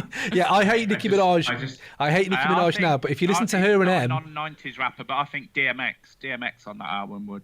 Yeah, the darkness, interesting. Jesus. If you, by the way, if you haven't heard the M Nicki Minaj track, you will fucking love that. M just. I goes tell you in. what's happening right now, right? As the Crate 808 Instagram followers levels go up and up and up exponentially, Cam gets more and more fucking mainstream. You know, like he's all over fucking Drake's dick now. He's talking about Nicki. He started off, when he had about 6 followers on Instagram, he was all about real hip hop. Let's trace it back. Let's see if I have done that. But that's the direct line. You know, we're talking about the Beatles to SP7. That's where we're talking about Cam. My other one for this was he's quickly looking who's top of the Billboard at the moment. Oh, who's top of the Billboard? I'm going to say their name and then I'll get some more likes. I would say I would love to have heard, and he's 90s, but it would have still worked, I think, a Run the Jewels version of a Slim Shady track. Like LP on the fucking beat and Eminem over it. Yes, please, with Killer Mike on the side. Oh, mate. Yeah, that would have been all day. Mate, I'll tell you who else would be quite interesting. 8Ball, because 8Ball's a real storyteller. And I think together, 8Ball and Eminem. Yeah, I like that. Can we branch this out then to the other category then? Because I'd like to hear this other category. What you have of so we have a feature trinity. Would you have Method Man, Busta Rhymes, or Nas on the Slim Shady LP? Meth. Yeah, I think he would have done that. He would have gone shock value. Yeah. Brain. What was it again? Drag your brain out your asshole. With that coat hanger. He's also he's funny as well, Method Man. Yeah, exactly. As well. John and Ray, who would you have out of them? Meth, Buster, or Buster Rhymes? Maybe. Don't know. Well, I'd say Method Man, obviously. I just, you know what, Method Man would be the one to hear out of those three. But I don't particularly want to hear any of them on it. To be fair, it's a very singular album, isn't it? And that's why it's the Master Killer or Hurricane G or however you want to rebrand it. Corn on this one is because he's only got 2 people who spit on this. You've got Dre and you've got Royce who spits on it. Royce is killer though. Yeah, so but no, you don't have to be a rapper. It could be the beat. For me, the master killer moment of this is the beats and the average, like, just fucking soulless tracks that he has on there. But that's just. Also, some of them's, Go Gadget Dick, etc. Do you know what? You can see why people rinse him now, can't you? Because you got Hayley spitting on there as well. Yeah. Actually, you know what? That was good. The Fonzie's daughter on here is quite. Oh yeah. Fonzie's daughter on that he had skit. To take her out to dinner so that he could use that skit. Did he really? That voicemail. He took her out to dinner and Isn't the skit called Bitch? Isn't the skit called Bitch? Yeah. Can I take you out to dinner, but I'm going to call you a bitch pretty much on the... Must be a goddamn good dinner. Right, so, age the worst then, Si. Is there an age the worst you'd have on here? Yeah, I mean, I talked a little bit about when Eminem's at his best, when he's being earnest or angry. When he does that, the tracks on here are amazing, and we listed them before. If I Had, Rock Bottom, etc. But when he's trying to be funny... Sometimes it just misses the mark so much, doesn't it? Got any examples? Yeah, well, we talked about Go Gadget Dick and stuff like that, and sat down like a fat bitch who sat down too fast sometimes, and you just listen to it sometimes. For me, it's not. Unfortunately, it gets worse. Like if you ever were to just Google, and I did do this, the worst Eminem lyrics. When Eminem's good, he's fucking the best. When he's bad, he's probably the worst. He's fucking awful when he's bad. But the thing is, you've got to think about that. And I was looking, look, obviously we've all been doing prep for this podcast in the past, and I've been putting like lyrics next to each other. And when you put Midnight Marauder lyrics, there's like 10 lines versus your average Eminem verse, which just goes on and on and on. It scrolls down. He's so prolific with his writing. There's so much to it. It rhymes perfectly. It's on the beat. It's got multiple different rhyming patterns and so on and so forth. There's going to be a couple of jokes that are a bit unfunny. True. Sorry. Wait. Ray. A legendary rapper. Ray, first of all, two points there. Sorry, Ray. Which album did you bring? But it would be remiss of us, I think, not to mention some of our favourite punchlines from this album. But just what Ray said there is some unfunny lyrics. Like, completely, yes, his good outweighs his bad, but they're not just unfunny. They're the fucking worst. Like, they're the worst lyrics you could think of. So he has this big spectrum. But I would love to hear your punchlines. Some of them are just amazing on there. You whacker than the motherfucker you bit your style from. You ain't going to sell 2 copies if you press a double album. And then you know what? And you know what? Big up to the editor of Hip Hop Connection, Andy Cohen. We had him on the pod a few episodes ago, and that was his favourite Eminem lyric. I'm cancerous, so when I diss you, won't want to answer this if you responded back with a battle rap you wrote for Cannabis. And do you know what? And when we do the naughty section of this pod, we've got to do a whole one on the Eminem beat. And one of the things I remember listening to, you know, on Guilty Conscience, when he goes, "You're going to take advice from somebody who slept D Barnes," and then he goes, "Oh, temper, Mr. Dre, Mr. NWA, Mr. AK coming straight out of Compton, young men of Bakeway." I was thinking, you can't talk to Dre like that. Do you know what? That's the interesting thing. Think about someone who shades Dr. Dre for something that he, especially with Dre, he hides all that shit. He doesn't want anyone to know. Apparently, he said, I rapped that, and I looked into the booth and thought, oh, God, he's going to just get rid of me. He said Dre just fell off the seat laughing. Yeah. I read that same thing. Apparently, he was really nervous when he first did that in front of Dre. I mean, just for that, pulling off those lyrics, even me just reading them shittily, the reaction of all of us absolutely. The other 2 albums we're talking about today, they just haven't got that. I think they do. I think you know that they haven't. I think they do. I think when I hear Steve Biko kick in, I'm getting that fucking lift from the beat. Fuck. Yeah. Or from the. You're talking about the lyrics. Oh, lyrics. Oh, yeah. No, but no, it's M, isn't it? It's M. It's clearly M. So it's like you're never going to win. Oh, it's not in the album in now, or are you going to wait to hear Tical first and then pop it in? Yeah, but but we've said this. It's a couple of tracks. It's not an album. Yeah, the album exactly as a whole. Exactly. I thought we agreed it's not a couple of tracks though, because I went through the track list. Everyone was like, "Yeah, that's brilliant, that's brilliant, that's brilliant." No, it's good. It's solid. It's solid. But again, it's just going back and listening to it. But either way, right, we're going over old ground. Just jumping in on the M lyrics before your final argument, Simon. I went to the trouble because I was thinking his lyrics. I just want to know his thinking behind them. And then I just remembered he is one of the verified Genius contributors, isn't he? Yeah. His contributions to Genius, I ranked my favourite ones here. Right. Why didn't you do that for Midnight Marauders, mate? Why did I do it for Midnight Marauders? Because they're not verified Genius users. Oh, is that the only reason? Right, okay, so Eminem on his nasal sound. So, why does it always sound like I'm grabbing my nostrils? Fuck that, I'll battle them all. I'll battle them all. I'll stand there and yell at a wall. Till the mannequin dolls scatter and the inanimate objects that I'm battering or shatter and fall. Fucking hell. That's just his Genius contribution. So he contributed to his own verse. Yeah. That's on like the Shady compilation a few years ago. And he just basically said, no, seriously, what the fuck? About his own rhyme. Mate, that honestly, that is a slept on fucking verse. Absolutely ridiculous. On him dropping albums on Criminal, and you can't stop me from dropping each March with a brand new CD for these fucking retards. Yeah. He says, my plan really was to drop an album every March, and then I became a drug addict. Mate, and do you know what? This one, oh man, on his lawsuits, go call a lawyer, file a lawsuit, a smile in the courtroom and buy you a wardrobe. Yeah. Every time I had a court issue since this line dropped, I've been asked to provide the wardrobe from my legal team. Shout out to Mr. Allens and Dietrich first for keeping everyone crispy. And then he really is the best, isn't he? On the best album and everything. Oh, but not best. The one that really heartfelt, and again, we've not really crossed this because there's certain things you can read about Eminem and probably everyone knows about it, but everyone knows that he was in the Rap Olympics in LA, he didn't win it, and Dre got his tape from that. Yeah. And he talks about losing the Rap Olympics to the rapper called Otherwise. And listen to this fucking guy, right? I went to the Olympics, got all the way to the end, and then lost to the last guy. The guy who won was called Otherwise from LA. It was a local thing. They had a bunch of crowd support there. So when I rapped, he went and hid behind a video screen. He walked away whilst I was rapping. I didn't have anyone to actually battle. I'd never been in a situation like that before. I went through a whole lot of people to get through to the end, and he walked away whilst I was rapping. And I'm like, what the fuck do I do? I was devastated. Oh, sympathy vote, mate. Stick your album in crate 808 for you, kid. But either way, man. He deserves it, after that. Yeah, after you've read that story, and now you're not going to... This is you not putting his album in. This is you walking behind those screens. I'm Otherwise, the battle rapper. But it's all right, because Method Man's got a bit of a sob story as well. So. Oh, yes, I can't wait for that one. Right, okay. So, Simon, I would want you to drop your final argument for why you think Slim Shady LP should be in Crate 808. Your time starts. Go. So this is an album that launched one of the best MCs of all time. It resurrected Dre's career and allowed other hip-hop artists to become experimental. It made other MCs level up their lyrical dexterity and influenced the new generation of MCs. It taught lots of white people to appreciate hip-hop. It reinvented hip-hop, breathing life into a dying genre. Boo your tribe with 10 seconds to spare. Got 10 seconds. Want to say anything there? I just want to say that I'm really glad that I've got my first album in Crate 808. Is it weird how, like, ironically, you couldn't say lyrical dexterity? Yeah. Cut that bit, Cam. I'm going to make me look like a fucking cunt. Boom. Now on to Tical.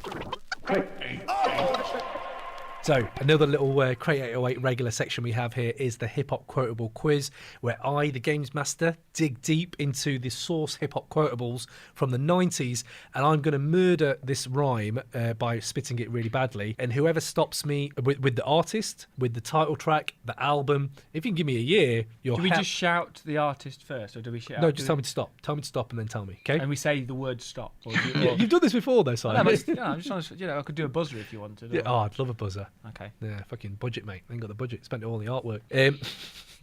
Right, okay, so here we go. Stop. DMX, it's all good. Imagine if that was it, though. Imagine if that was it. Come over. What an absolute stab in the dark. Good work. No, it's not. But yeah, now I can't use that one. Great. But yeah. Okay, right. I've got a feeling someone's going to get us in the first line, but let's go. Master P. Master P. No. Your reign on the top was short like leprechauns. Stop. Go on. Biggie. Yes. You can't. Well, I knew it was Biggie the minute you went, but what? Why didn't you say stop then? No, but this is a bit like The Office, Because I isn't it? didn't know the track. Where it's like, yeah, but I didn't say. Right. I wouldn't have said it on Blockbusters. Wouldn't have said it on Blockbusters. Right, okay. Kick in the door. Kick in the door. He's got it. Kick in the door. Biggie. Wave in the 4-4. All I heard was say, don't hurt me no more. Can you give me a year? It's 1994. Oh, no. 5. No. 6. No. 3. 7. 97. Okay, Simon Ward takes it. Oh my God. Fuck you, Ray. The first time. I got 97. I got 97. Well, you said a number after he said 4 or 5. This is my moment. I've got my album in Crate 08. I've got the hip hop quotable. Hey, to be fair, that kind of song is the one that Eminem would have sampled nowadays, wouldn't it? This is my moment. Is that bloody rubbish? Probably having a go nowadays? at Trump. Right. Hey, get this right. Ray didn't get labels last time round. I got labels. Yeah. I was Jizz's- screaming down my own Yeah. headphones. Jizz's labels. Spoiler alert if anyone's listening. He just said he was a massive Woo fan as The well. massive Woo fan doesn't even know Jizz's Yeah. Liquid Swords. I mean, the Speaking thing of is, massive Woo I fans, listen to John Colby. good albums. Okay, and talking about good albums, next up, Tical. Have you got a little something for us, Ray? I've got half of it. I can Yeah, throw give it us half anyway. of something. Just because we didn't get you at the top there, Ray, Ray. we know you're tired, mate. We know you've been fighting off shanks and swimming through blood and doing that thing they do in prisons where they tie the bed sheets up and then make a knot. And I know you've been climbing up and fighting people. Bit like in Old Boy, most overrated fight scene ever. Mate, don't even go there yet. But have you got a little sign? Just a little sign. Little sight for the peeps. Just a little sign. Give us a little sight for the peeps. All right. I'll flow many rhymes, so watch out. I've beaten Simon and Jambo on Crate 808 so many times I lost count. And if you show any sign you dropped out, do not doubt that I will stop that dead and I will destroy you on the WhatsApp thread. So get off that bed, do not nap, do what Cam said, save it, nod your goddamn head. Okay, no, I'm enjoying that. I'm enjoying that. Mate, it was all fun and games as you put my fucking name in your rhymes, bitch. Now it's on. Oh shit, the Crate 808 beef. Here we go. Boom. Good work. I enjoyed that. Let's take it back to November 15th, 1994, a monumental year that saw Nas drop Illmatic, Biggie Smalls and Outkast emerge on the scene, and then Wu follow up their all-time classic 36 Chambers with this, Method Man's debut album, Tical. Here came an MC that was moving it to the left with his impeccable flow, cutthroat lyricism, one of the best voices in the game, and enough charisma to spare for the whole Wu. Meth knew which guys were decaf, and he was sticking them for their cream, drinking OJ with no straw, ready to give it to you raw, and give your chest hairs a perm in the process. From here on in, we'd have a rapper who could lift any song with a feature, cross the 90s East-West divide with ease, and go on to grace our screens with solid turns at acting. So, John Colby, tell me, why should Tical be in Crate 808? Well, firstly, as this was the first solo album, although actually ODB had his record deal first, but it took him 2 years to make the album. Is that because it's such a nightmare? Yeah, and apparently he was using Jizz's old rhymes. What? Really? And Meth was saying these were rhymes that he'd heard when the Jizza was like 13, 14, and ODB's coming out with them. But ODB was also too busy saving girls from cars, wasn't he, as well? He really was coasting through life, wasn't he, ODB? Go on, yeah. But yeah, Method Man, as you know, the most distinguishable through looks, through his vocal sound, it could have been easy to commercialise this album. And I know that there was All I Need, which Puff Daddy, he did a remix, and I think there was a couple of other remixes along with RZA's. But the album, he keeps it real, it's dark, and out of all three albums, it's the most tonally consistent album, and you can listen to it now. For me, there's no bad tracks. It's a short album. Jesus. Ray, what? I need to bring you in because I just saw Ray's face on the webcam right now, and he I thought Ray was going to be sick. Yeah, he literally bit his fist. John, I want to hold you there because I just need to know Ray's reaction to this. Go on. No bad tracks. Have you not listened to the album? Yeah, go on. Like, a lot of it sounds like, and not in a good way, it just sounds like mates messing around. Like, Meth versus Chef, it's just like, they're like, all right, Meth versus Chef. Yeah, Meth versus Chef. Firstly, Yeah. of the tracks to pick on, Meth versus Chef It's not the one. It's not the one to That be is fair. not the one to pick on. Yeah. So apparently, Raekwon was the one person that Method Man always used to fall out with. And RZA apparently used to have them battle to see who could use the beats. Now, there's two conflicting stories here, because also apparently a lot of beats got lost in a flooding of 36 Chamber, which was the RZA's recording studio. Apparently 15 beats per rapper were lost in that flooding. Now, I don't know how that can be true, and they battled for it, because it sounds to me like he's like, right, you two battle, yeah, okay, you've won this one, and you've all got 15 each. It's just worked out perfectly. It's a bit like kids pass the parcel, you know, where everyone has the right amount of presents at the end. That's true, yeah. But a lot of the beats had to be hastily remade, which is why some of the production, I think it's brilliant, it's dark, like I say, it's tonally consistent, but a lot of the levels are off. The bass is, I tried to listen to it in my car, I couldn't listen to it. My stereo's not great, and the bass levels are really heavy. So you need to listen to it on a decent stereo, but when you do, it's just incredible. And there's so many amazing... Cool. So a few more... So what you're saying is, if you can correct all the mistakes on it, then it's really good to listen to it. That's basically what you're saying. To be fair, right. So hold on. John. Hang on. Method Man himself said that he thought that it was almost like a training album for the RZA, which is why Raekwon and Ghost, the production on those albums is better. I think the production, considering it was hastily remade, it's still... You can tell it's the RZA, you can tell it's Woo. I think some of them were old Woo beats that, okay, they didn't make 36 chambers, they were cut from the 36 chambers. Yeah, I was going to say that. It's the one album that sounds like it's from the same stable as 36 chambers. It sounds like an outtakes thing for me. Like, again, this is not necessarily a bad thing, John. I'm just jumping on what you said there. You've said a few different points that kind of marry to what I was thinking. So when you say it's tonally consistent, I would just say you're arguing Tribe's Midnight Marauders, which, let's be honest, we've just already said is completely like a one-tone kind of album. So I would argue the fact that it isn't, whereas M's is very up and down, has different shades in it. The thing on this album, when you were talking about like the like the tracks being lost and shit like that, like you have to remember where this has come from. Like you say, it's a training album. Like they had fucking mice running around the fucking studio and shit whilst he's rhyming. Like, it didn't Meth come out with an interview the other day where he was like, when I did that album, I was broke as fuck. I was still eating fucking, was it noodles with ketchup and shit? And he was like, I'm broke as fuck when this album comes out. And you know, you're saying there, Ray, about it's just them having a laugh. It clearly is. But we can't hold it back. I just read that, so it's cut in, the U-God's book. And he talks about that. At that time, U-God was still hustling on the street, basically. But incidentally, doing really fucking well. But that's a different story. But he was saying he was looking out for Meth because at that time they could see Meth was the outstanding. He was the star of the group. He's the standout, and see what he is today. what he's grown into. He is in the conversation. He's in the conversation, right? And this is the thing. Yeah. This is what I just want to pull together from what John's just said in his opening argument there, because it pretty much sums up what I was thinking. My big point here is, you're saying it could have gone commercial. It could have been big. It could have been poppy. Like, when I listen to this album, right, there's so many redeeming factors of it. It's like a quagmire of a fucking album. You could go in there and you could pretty much liken it to one of them really independent black metal grunge albums of the 90s. So, like, I think Offspring, Green Day and shit like that, like fucking Bad Religion, all these bands that are out at that time, they're all independent sounding. The levels aren't great. The mixing's shit. But the soul and heart of the music is clear, and I feel with Tical there's moments in this album where that's clear as fucking crystal. But you could clearly look at what Ray said as well, if you want the other side of it, if you're a muso, and say, well, no, look at what Dre's done just a few years earlier, and the most polished sheen on Chronic and Doggy Style, and yet you have this, which is like, what the fuck does this sound like? But then it has that, it kind of gives it a character, right? But what I would say on that, just on that point, it does have character. But what I would say on that point is, no one rides a beat better than Meth. Oh yeah, absolutely. And so for you to talk about the problems with the production on the album, potentially, the fact that he can still just his flow over the top of it and his rhymes over the top of it still works so well, I think speak to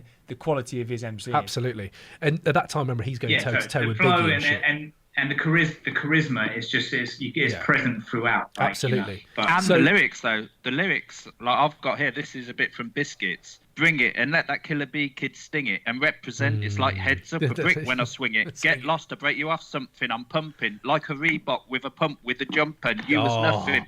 But you thought your fucking clan had your back, but they was fronting. Yeah, man, that's fucking sick. That is sick. That's just something I just pulled but this is what Ray just said. You just picked that randomly, John, didn't you? You just went through any of the songs. No, but started at winding point. What I'm saying is that isn't even considered one of the best. I know, exactly. That's just something that stuck out to me. But that's why we've got to make it said on Crate 808 right now. That's what we've got to make it said that Meth, there's a reason we have categories about Meth. And he's in a fucking conversation. People fucking sleep on him to this day. Like, he's not just... But he gets better. Yes, like, the stuff he's brought out, his rhymes in the last 2-3 years are consistently better. What other MC has done when that? you talk about matured MCs, Royce the 5'9" for me is up there, right up there. I would say Method Man is right up there. Black Thought, I would say Black Thought, even though he was amazing to begin with, has got better. So there are these rhymers that have it, but let me just rip it back to what I was saying about the commercial aspect and where they could have gone with this album. If you look at the influence of it, I know a lot of these people who listen to this pod and maybe even the guys here, you may not listen to all the other different genres of music that are out there, but I love electronic music, I love dubstep, I love stuff like that. And when you hear Sub Crazy, PLO style on this, you can clearly see why Prodigy did a remix for this album. Because even though we don't like it as hip-hop heads, there's this sounds like, it's almost like a dark, mad carnival. Like dubstep. Yeah. Like you can imagine Benga or Burial or something like that, when they're kids, getting inspired from the dark, muddy beats and finding a rhythm in them. Yeah. Like you can find rhythm if you look into it. Muddy's a really good word for it, isn't it? It sounds like like syrupy at times. Absolutely. And then you realise the commercialism aspect of this whole thing is, look how diverse hip-hop was then. And you could say to this day it still is, but then it probably didn't sell. I don't know how much this album sold. I don't really care how much it sold. It went platinum. It did go platinum. Oh, it went platinum. There you go. Right, so enough people heard it to be fucking influenced by it,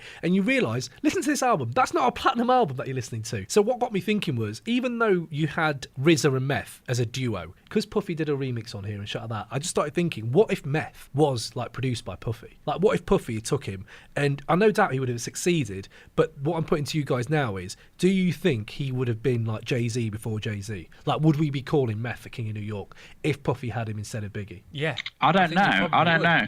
I mean, how can you take the RZA away from Method Man and it still be the same entity? The way I look at it is the fact that Meth rocks on so many different beats. So Meth is on Ready to Die, right, on the What, and for me goes toe-to-toe with Biggie, one of the best of all time. The way I look at it is the fact that if he's doing that on just one beat there, and then he did loads of features. He was on Pax albums, he was on Mobb Deep's albums, he was on Woo shit, he wrote any beat. So if Puffy was there, and the way, it's just a little bit like fucking, what if kind of thing. But the way I was looking at it was like, Jay-Z's a lucky motherfucker he's around, because Puffy could have quite easily given him so many more beats, and RZA could have said, you know what, you're a good looking bloke, you've got smoothness, you can fucking act, we can just get you and make you like Pac. His performances, remember when we saw Woo live as well, he was just unbelievable, incredible live. Incredible. Apparently Pac didn't call him or anything after he had that verse on All Eyes on Me, Pac's album, got on my mind and they were in a club and Method Man, I don't know if it was because he was smoking so much weed, but he said that he'd started to get really paranoid, and he realised that this East Coast, West Coast beef was going on, and he'd never really put himself in that before. And then he was in a club, and he started like eyeing people up, thinking people were going to be coming at him. I've heard this, and then he felt a hand on his shoulder, and it was Tupac. And Tupac said, you know, if we were ever going to mix it with anyone from the East Coast, it would be the Wu-Tang. Like he didn't even respond, didn't even say anything to Suge Knight. He kind of just walked off because he was so paranoid at that time.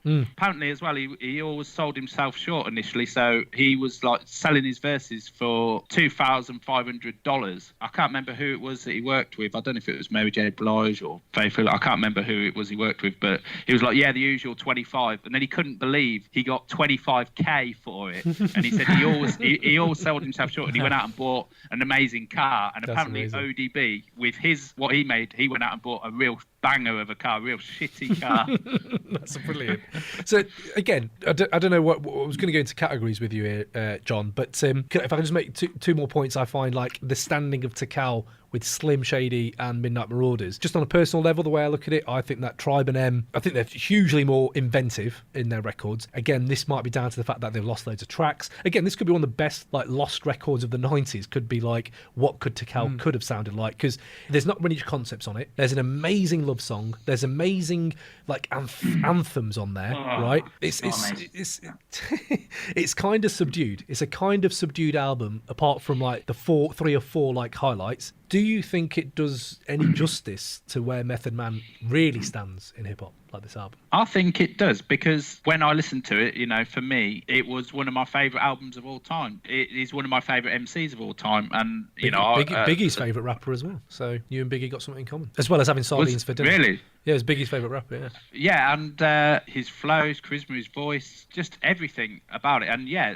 he admitted he had to work harder than the rest of the clan because of all that was lost with the album. But considering that, when I listened to the 3 albums, it was the only album that I could listen the whole album throughout. It's the only album that that seems mature to this day. Okay, thematically, it's about a lot of it's about smoking. There's a little bit of horrorcore violence. Yeah. There's a lot of love for the projects. I love Release Your Delf. That's an absolute banger of a track. Absolutely. Name me a track that's got better go to war fucking beat. Exactly, we are going to war right now. Go on, mate. So guys, you're talking about that what if Puffy had taken Method Man. I wonder if the what if question is, because obviously you've followed this, you had Only Built for Cuban Links and Iron Man, the next 2 of RZA's projects, which we've talked about before, about the him as a producer and what he'd become there. Because Meth was seen as the at that point the star of the Wu or whatever, do you think that maybe in that way shot himself in the foot? Because he rapped over this what is like a lost album, whatever you want to call it. If he hadn't have been that, and Only Built for Cuban Links or Iron Man,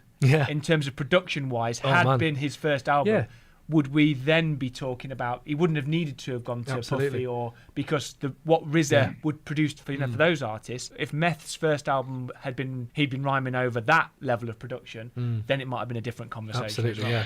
Ray, what are you saying, Ray? I mean, the thing with this album is that it shows Meth's potential, and he doesn't completely realise it in all the tracks. So I think we can all agree on that. And he shows his potential. So obviously we've all gone through all these albums, and with Eminem, as we've just said, there's a lot of tracks you skip, but you skip to something fucking amazing. Now, my experience of Tical was pretty much like, so you're coming off the back. I'm talking back then, when you way back when it came out, and you're excited because 36 Chambers and it's blown your mind, and you're like, and there's a few skippable tracks on 36 Chambers, but for the most part, it's so new and it's just so sideways different to everything you've ever seen. So you're expecting more of the same, and then when you get to Bring the Pain, you're like, this is it. This is the fucking shit. Lyrically, the beat, all of it. It's a classic. And but then I've got to say the opposite about All I Need. It sounds like a fucking mistake, and it's got like. Which version though? Puff? The one on the album. The one that's on the album. No, there's 2 on the album. Go for it. The All I Need remix isn't on the album. I think it's on the version of the album I've got. That's the deluxe version. Maybe it's the EU version, the European version. The one that RZA produced, I'm presuming it sounds like RZA production, and it's just got like a weird kind of, it's just a RZA sound. Like if you're into it, you love it, but if you're otherwise, it just sounds confusing if you're not into it. I'm not tuned into it. You said about them on like the most classic love tunes or something. Yeah, let me hold on. Let me just make my point on that. See, that's interesting when you say that, because when I say Method Man, generally around to people who aren't really into hip hop, it's always All I Need. That is the Method Man track. So hip hop heads, yeah, we all like Bring the Pain, Release Your Delf, all those are our tracks, Rock Wilder and shit like that. But when you say that, Ray, it's really interesting that you fucking hate it, because I can't see a downside to that track personally. Like, but it's not even good lyrically for him. It's incredible. It's incredible lyrically. Meth, you need to have like a girl tune about girls, and one of the lines is that's the whole thing. Is it isn't about that? Pussy away and keep it tight. Alright. Yeah. What's wrong with that? I'm gonna walk these dogs so we can live. Yeah. What's wrong with that line? Crib with thousands of pounds. Yeah. What's wrong with that line? You don't need a ring to be my wife. Hold on. And I'll make sure we be living in a luxury. You're realising that you didn't have to fuck with me, but you did. No, all out, kid. And I got bad looks again. You might end. To nobody. It just proves that you're a fucking idiot. No, it doesn't. Mate, put us in bloody Crate 808. You know, Biggie's Juicy, another massively overrated track. It's just he's not good on that, and Meth's not good on this. Hold on. You just hold on. Can I rewind it? Because I've just forgot what I had stumbled upon in my research. You know, you hate Juicy. Clearly, you're wrong about that, and you're wrong about this. So clearly, we all know that that's right now. That you're just incorrect on popular hip hop tracks. But no, listen. To follow what the masses love and what the masses think. That's fine. What my mates love aren't the masses. My mates love it. Juicy is overrated. Fine. It's not what the masses love. It's what us hip hop heads love. It's not what the masses love. It's what the hip hop heads love. I don't give a fuck what hip hop heads love. So why are you on here then? So why are you on it? Right. Okay. Hold on.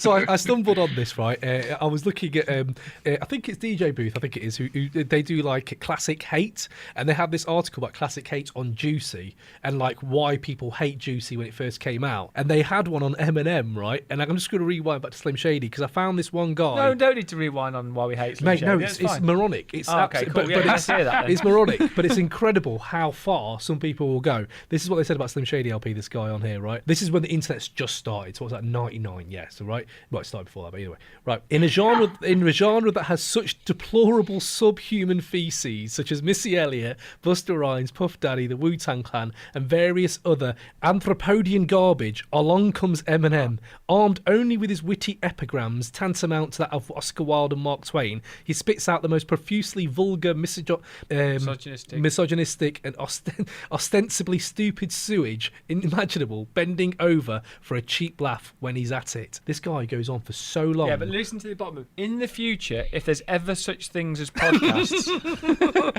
and some people in England are debating, hang on, let me just scroll down, debating which albums should be placed into this said podcast's made up Hall of Fame that is a crate, this album should be slotted straight in. How weird is that? That was in 1999, someone said that. That was written back then, dated now. Dated now. Right, okay, so bringing it back to Cal, Ray, you've had your say on All I Need, right? I need to just have my say on it, just because it is probably, I don't know if it's my favourite track on here, but it's, for me, best hip-hop ballad of all time. Jesus. Seriously. Oh my God. I remember one time when we woke up, it was fucking hungover, Mrs. and me in bed, and it was just so hot in this bedroom my sister has. I think you know it, Si. Yeah. Si's nodding his head. And I just looked at my missus. She was asleep. We were both hungover. I just looked at her. I thought, fuck it, I'm going to do it. And I rapped the whole verse to her, eye contact, the whole way through. And I think that's when she fell in love with me properly. That was when it was. I love this track. So I would say, like, the bleak soundscape is all there, but it has this heart and soul at the centre of it. And in that world, in 1994 hip-hop, masculinity is fucking overbearing. You don't do love songs unless you're LL Cool J, right? So this is just good to hear. A positive... Never ever give my pussy away and keep it tight. Are you talking about being in touch with? That's not. Sorry, carry on. No, but I think you're seeing that lyric as something differently to what I'm seeing it as. Like, I don't know, because I think the way I look at it is like it's not a hugely feminine way of looking at it, though, is it? No, but that's the thing. Quite a traditionally masculine. No, but that's what I'm saying. He even calls her the N-word. That's what's fascinating about this. When you're so restricted by your environment, but you're making something about love that's essentially soft. People would call it soft, right? I would say the way he's transformed it and made it into something that we as young teenagers like Woo, right? I love that as a love song. I was like, oh my God, that's the way I want to feel about a girl. I was 13, 14, but you're still like, shit, that's how I want to feel about it. When you look at that, you can pick holes at it now. Of course you can. But as Ray always does, look at it at the time. That was a track. When I saw the video to the Missy Elliott thing and the Coke ad, with the Coke ad with the Marvin Gaye and the transition, and then you see Method Man in that video, the way he fucking looks and pokes his head over that ledge with his fucking one eye all twisted up, his hair all kiffed, and you're like, you know what? That is the most cartoonish, charismatic MC I've seen. He's not even selling out. Like, yes, you can say, oh, we're doing a song for the women, but to me, you're staying true to the core of an everyday thing, which is love, right? Like Tribe do it through the whole album. Meth has it, and it could stand out to you on this album, but the way Meth did it is like fucking grimy gangster, and to me, it was like, okay, name me a better fucking love song than this in hip-hop right now. In the 90s at that time. So the way I look at it is that's a standout in a track, in an album that doesn't have concepts, in an album that isn't very inventive, in an album that is like pretty much just showing off his lyricism and where he's from and repping his crew. It's not really got the substance I would say Eminem has got. Definitely hasn't got the substance that Tribe have got. In an album like that, there's a standing fucking lighthouse, and that's that fucking track where it's like, oh shit, he's doing something different than the original. Don't get me wrong, I get what you're saying. I just don't think that's the track. I think the track that fits the description that you just said is I Get My Thang in Action. The first verse, really? The way he raps, and it just fits to the beat. Yeah, so beautiful. That first verse is exactly what Meth should have been doing his whole forever. Are you talking about this one, right? Because I've got this written down as one of my favourite lyrics. I've got my thing in action. I can never really get with the beat of that, but I like the lyrics. It shows that the lyrics are actually quite normal, but it's his delivery. Like he's not actually saying anything. It's the delivery. It's exactly it. Yeah, but it gets you that, that kind of infectious kind of head nod. And you're like, feeling it. And you know what? The second verse is fine, but the first verse is the one, and I'll end up skipping back. Is that the one? Is that the over and over? A black that I like peas, you better freeze. Yeah. Let me just give a few examples for the listeners who obviously we can't play the tracks here. So some of my favourite lyrics on this album. On Bring the Pain, I'm sick, insane, crazy, driving Miss Daisy out of the fucking mind. Now I got mine, I'm Swayze. I used to think, oh, that's just like, oh, I'm driving Miss Daisy, whatever. Then I realised as I got older, it's, oh no, I'm driving Miss Daisy crazy. Plus, in the film, spoiler alert, by the way, anybody wants Miss Daisy, she gets fucking dementia. Yeah. So it's, oh shit, I didn't even. But it's also saying later. About the not being as the black driver, isn't it? Exactly, and I'm flipping that whole that subtext to it. 2 tears in a bucket. Fuck it, 2 tears in a bucket. Sorry, you've lived with me for fucking how many years? I use that constantly. You used to use that all the time. I use that at uni as well. Yeah, we've had meetings where you've said it. But this is my whole point. Like, if you look at his lyrics, they've got so much more depth than his style, his flow. So hold on, John, you're saying that? Listen to this one. You're going to like this one. Quick on the draw with my hands on the 4, 9-3-11 with my rugged rhymes galore. I don't even know what that fucking meant. So I looked on Genius, and it's his dick. So 4D, 9I. He rhymes, and you think, fuck, so he is clever enough mathematics that we had on. Well, we're not allowed to mention that, though, because Ray will get upset. And also, if you listen to this, the ism helps to stimulate my pugilism. I bust rhymes like jism, impregnate the rhyme with the wisdom. Yeah. Aside for the flow, I be hyper. I bring all the stars that rekindle like on flames. Saliva. Check the wicked flows I deliver. Oops, I mean deliver like the Hudson River. So he's self-deprecating because he knows that he's got that spit and that he brings. I love that with the blood clat. That's one of his things as well that he's made his own as well. That the flows that I deliver. Oops, I mean deliver, and he did that before. And was it Protect Your Neck? The 1-6. Ooh, I mean and he does that. He's got quite a few of those, I think. And do you know what? M gets. Do you know who else does that? I shouldn't have paid these shrieks and ADGs to say the same things twice. But I hate these things. Fuck shots. I hope these weed away these drinks. The interesting thing about researchers, I'm sure John researched the same thing about this, about Meth alone. When you look at his rhymes, they're quite cartoony, fantastical. He talks about he has fucking chariots in there, and he talks about the Force, obviously, like with Star Wars and shit. I saw him on the interview, and he was talking about I fucking loved The Hobbit when I was a kid, and Lord of the Rings and shit. Yeah. And you're like, shit, imagine, I can't ever imagine him back then, fucking crack dealer, and he was like, yeah, I love fucking Lord of the Rings. Yeah. And you see it in his rhymes. Yeah, and he's talking about cartoons, Looney Tunes, and all these other sort of references. And he brought the do-rag back in fashion. Oh, stick the album in. That's it. Phew, thanks for that, doing that, Meth. You know, I never knew that. I don't know if I need more of my. I don't know if I know more about that. But so here, John. I don't know if you know more about that. I don't know. Only you know. I can't search that I for know. you. I know that you don't know more about it. I don't know. I don't know then. So, John, I'm going to give you a few categories here, mate. Tell me, we have our resident Master Killer corner on this podcast, which is like where you were let down the most on this album. We're going to rebrand that to a Hurricane G because she pops up so much since our third or second episode. Hurricane G corner, mate. What is your go-to? I struggled with this to find anything, and it has to come down to your mama don't wear no drawers. I saw So when she took them off, standing in a welfare line, trying to Welfare look line, fine with a stank behind. I like that, but I don't know. What do you think, Ray? What's your Master Killer Hurricane G corner, Hurricane G moment? It's the beats are all I need. I'm doubling down on it. Is that really the? Because there's so many on here that are like kind of subdued and like not that good. That's the one you don't like. That's really weird. Yeah, nah, just Shit. not feeling. What about like? Was it It's called? just overrated. Also, RZA on Mr. Sandman is just. Why are you shouting so much? Relax. Mate, you know that Mr. Sandman, Inspector Techno, fucking hell, mate, oh mate, it's ridiculous. I've got and I looked up this guy because I was looking up Carlton Fisk. Who is Carlton Fisk? Great name. I really like Carlton Fisk's name. But him on PLO Style is like he's not even fucking Do you know trying. what? I don't know if I don't know anything about that bloke. Fair.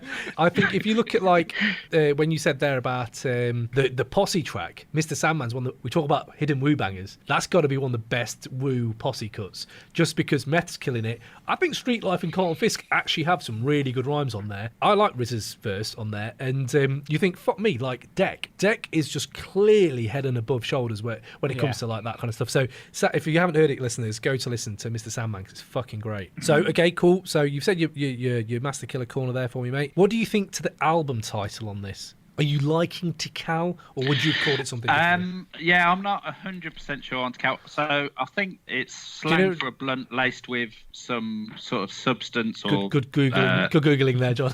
John just Googling. What does Tical, what does Tical mean? I mean, I have Googled, but I'm not Googling now. Well, what I Googled was that it was meth. Apparently, he later said that it stands for taking into consideration all lives. Now, I don't think at any point that when he first put that album out, I think since, that Thug Life thing. Yeah, but they love a acronym, don't they? I think since then he's made it fit. But also, it's also for methodical. Yeah, methodical. I think he was really stoned one day, and that's where it came from. Methodical. And he's like, that sounds really good. Do you know what? It's a pretty cool name. It's just interesting. What does it mean? It's got no substitute, but I like the name Tical. Like Tical. I like that shit, man. Yeah. It's good. Yeah, I don't know. It's too much. It feels like an in-joke. It's just like add it to the list of just woo this whole references that you need to do so much research. This podcast is Tical because you've said it's just a bunch of mates having a laugh, essentially us, and it's just production shit, us. The people, it's it doesn't. You've got one person who's got loads of charisma, guilty as charged. We are the Tical of the podcast universe. John's the Carlton Fisk of this, isn't he? Carlton Fisk is still releasing records. But you can compare that to Midnight Marauders and the Slim Shady LP. Yeah, we've done them, mate. Actually, you know what? One thing that we talked about that I didn't talk about with on this one is the sample spotting. I need to crowbar this one in. So you talk about like the way he twists like these soulful vocals that we know from the 70s on Release Your Delph and stuff like that. I was doing a little bit of digging. Bring the Pain, that whole reggae bit for the hook is just lifted completely from a 1991 track called Ninja Man, Don't Test the Higher Power. And it's word for word that. Seriously, I will post it on our Twitter. And the other one I will post, The Horns on Release Your Delph, because that track gets me so amped to this day.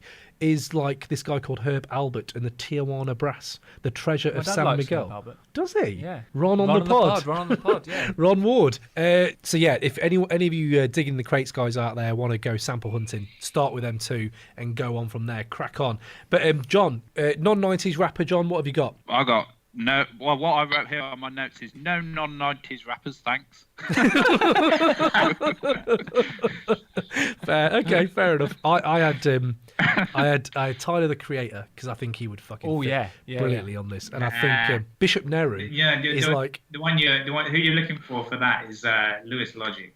Oh yeah, he would have been good. He's got charisma and jokes as well. So he's got jokes. And mess together would, that's a good shout. That's a good shout. Check out if you don't know Lewis Logic. Check out Lewis Logic. His first album's amazing. And plus that means I also shoehorned demigods in there as well. So.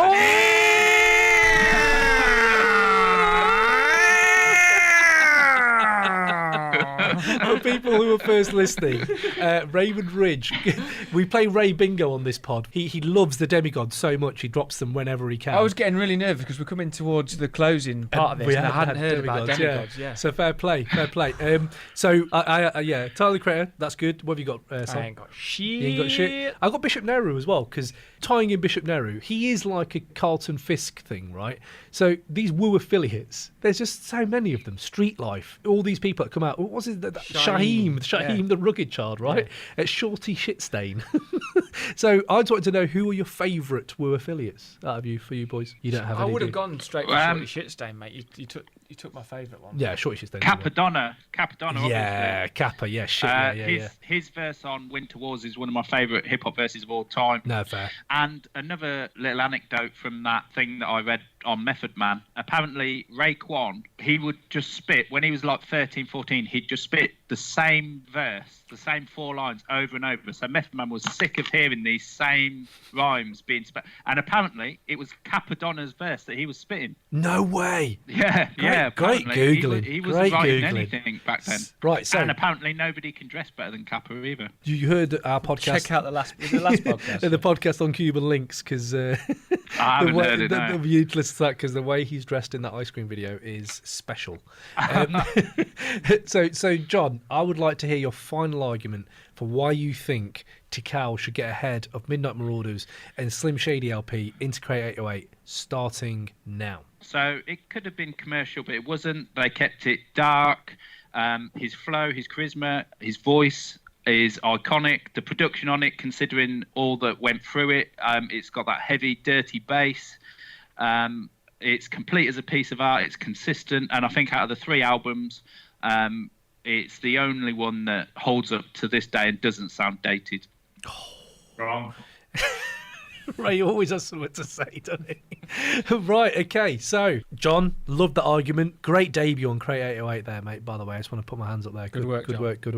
Right, so that's it, I think, lads, for the podcast. Great work. I'm going to mull over this and tell you my decision in a minute.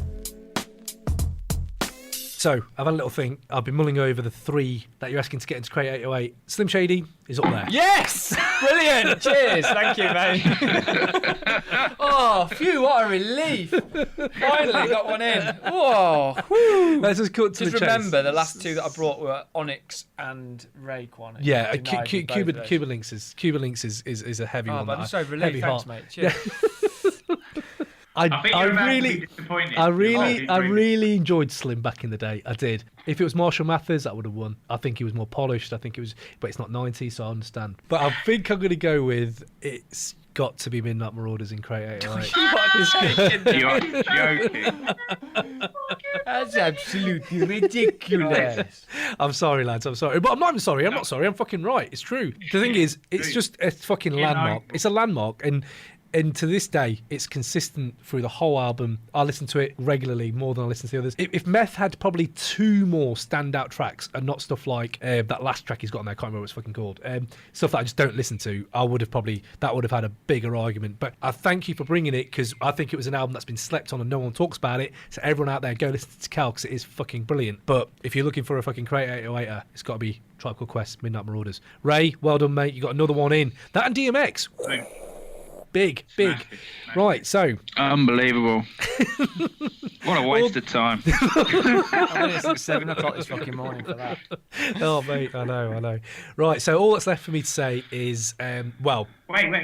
This is about something else to say. On the list of 100 tunes that you play to an alien, there's more tunes on the Slim Shady LP that would be on that list than Midnight Marauders. That's Yeah, on the table. it's a good job that this isn't the Alien playlist podcast, which I'm sure you'll bring out soon. You'll bring that podcast out soon, I'm sure. But this is the Crate 808 podcast, where there are no such things as aliens, and we live in a desolate universe. So You just wait till Escalator Style comes out. Fucking hell. right, I've just got to say thank you for everyone for listening. We do go on a little bit, we do ramble, but I hope you got something out of this. So support the pod if you enjoyed it. As hip hop heads, the one thing we love to do is fucking argue about top fives, best albums, all that shit. So I'm sure all you hip hop heads out there are the same. So if you like this kind of flavour, please rate, review, share, and subscribe on all good podcast platforms. Hit us up on Instagram at crate_808 or Twitter at crate808, or even email us at crate808@gmail.com. So if you have any Hurricane G moments, any hip hop rumours or quotables you would like to share with us, just throw them our way with the hashtag crate808 on there. Even if you want us to do any album reviews or suggestions for albums we could debate in the pod, just give us a shout, and we will even gather the best correspondence for future episodes if this podcast goes anywhere near where I would like it to go. Also, just a shout out for all the love people are giving. So all the boys here, shout out to you boys. Shout out to the Notorious POD out there doing good things on the hip hop podosphere. Shotgun Orcs always keeping it real with the UK stuff, and everyone else out there showing us love. Get in touch with us. So that leaves me with these three boys here. Again, thank you boys for bringing all your big time arguments. I would like to know, before you go, what is the last great thing you heard? Simon, what have you got? It was a re-listen, and it was almost a thing that I would say would be a 90s thing that I missed. Okay. Although it's not a 90s thing, so it's kind of totally diluted what you're asking for. But anyway, I re-listened recently to Saigon's mixtape, Warning Shots. Oh my God. I miss Saigon. Yeah. He's naughties, right? Yeah. He's got to be one of them non-90s Me when rappers. I'm rhyming, remarkable timing. Shorties with brown eyes that sparkle like diamonds. Oh my God. If you haven't heard Saigon, please go listen to that first Listen to the Warning Warning Shots. Shots Oh man. mixtape. Yeah. He's got to be on the non-90s list at some point, right? We haven't brought him up yet. So Ray, what's the last great thing you heard, mate? So I was listening to. I was going into some trying to find non-90s rappers to think would fit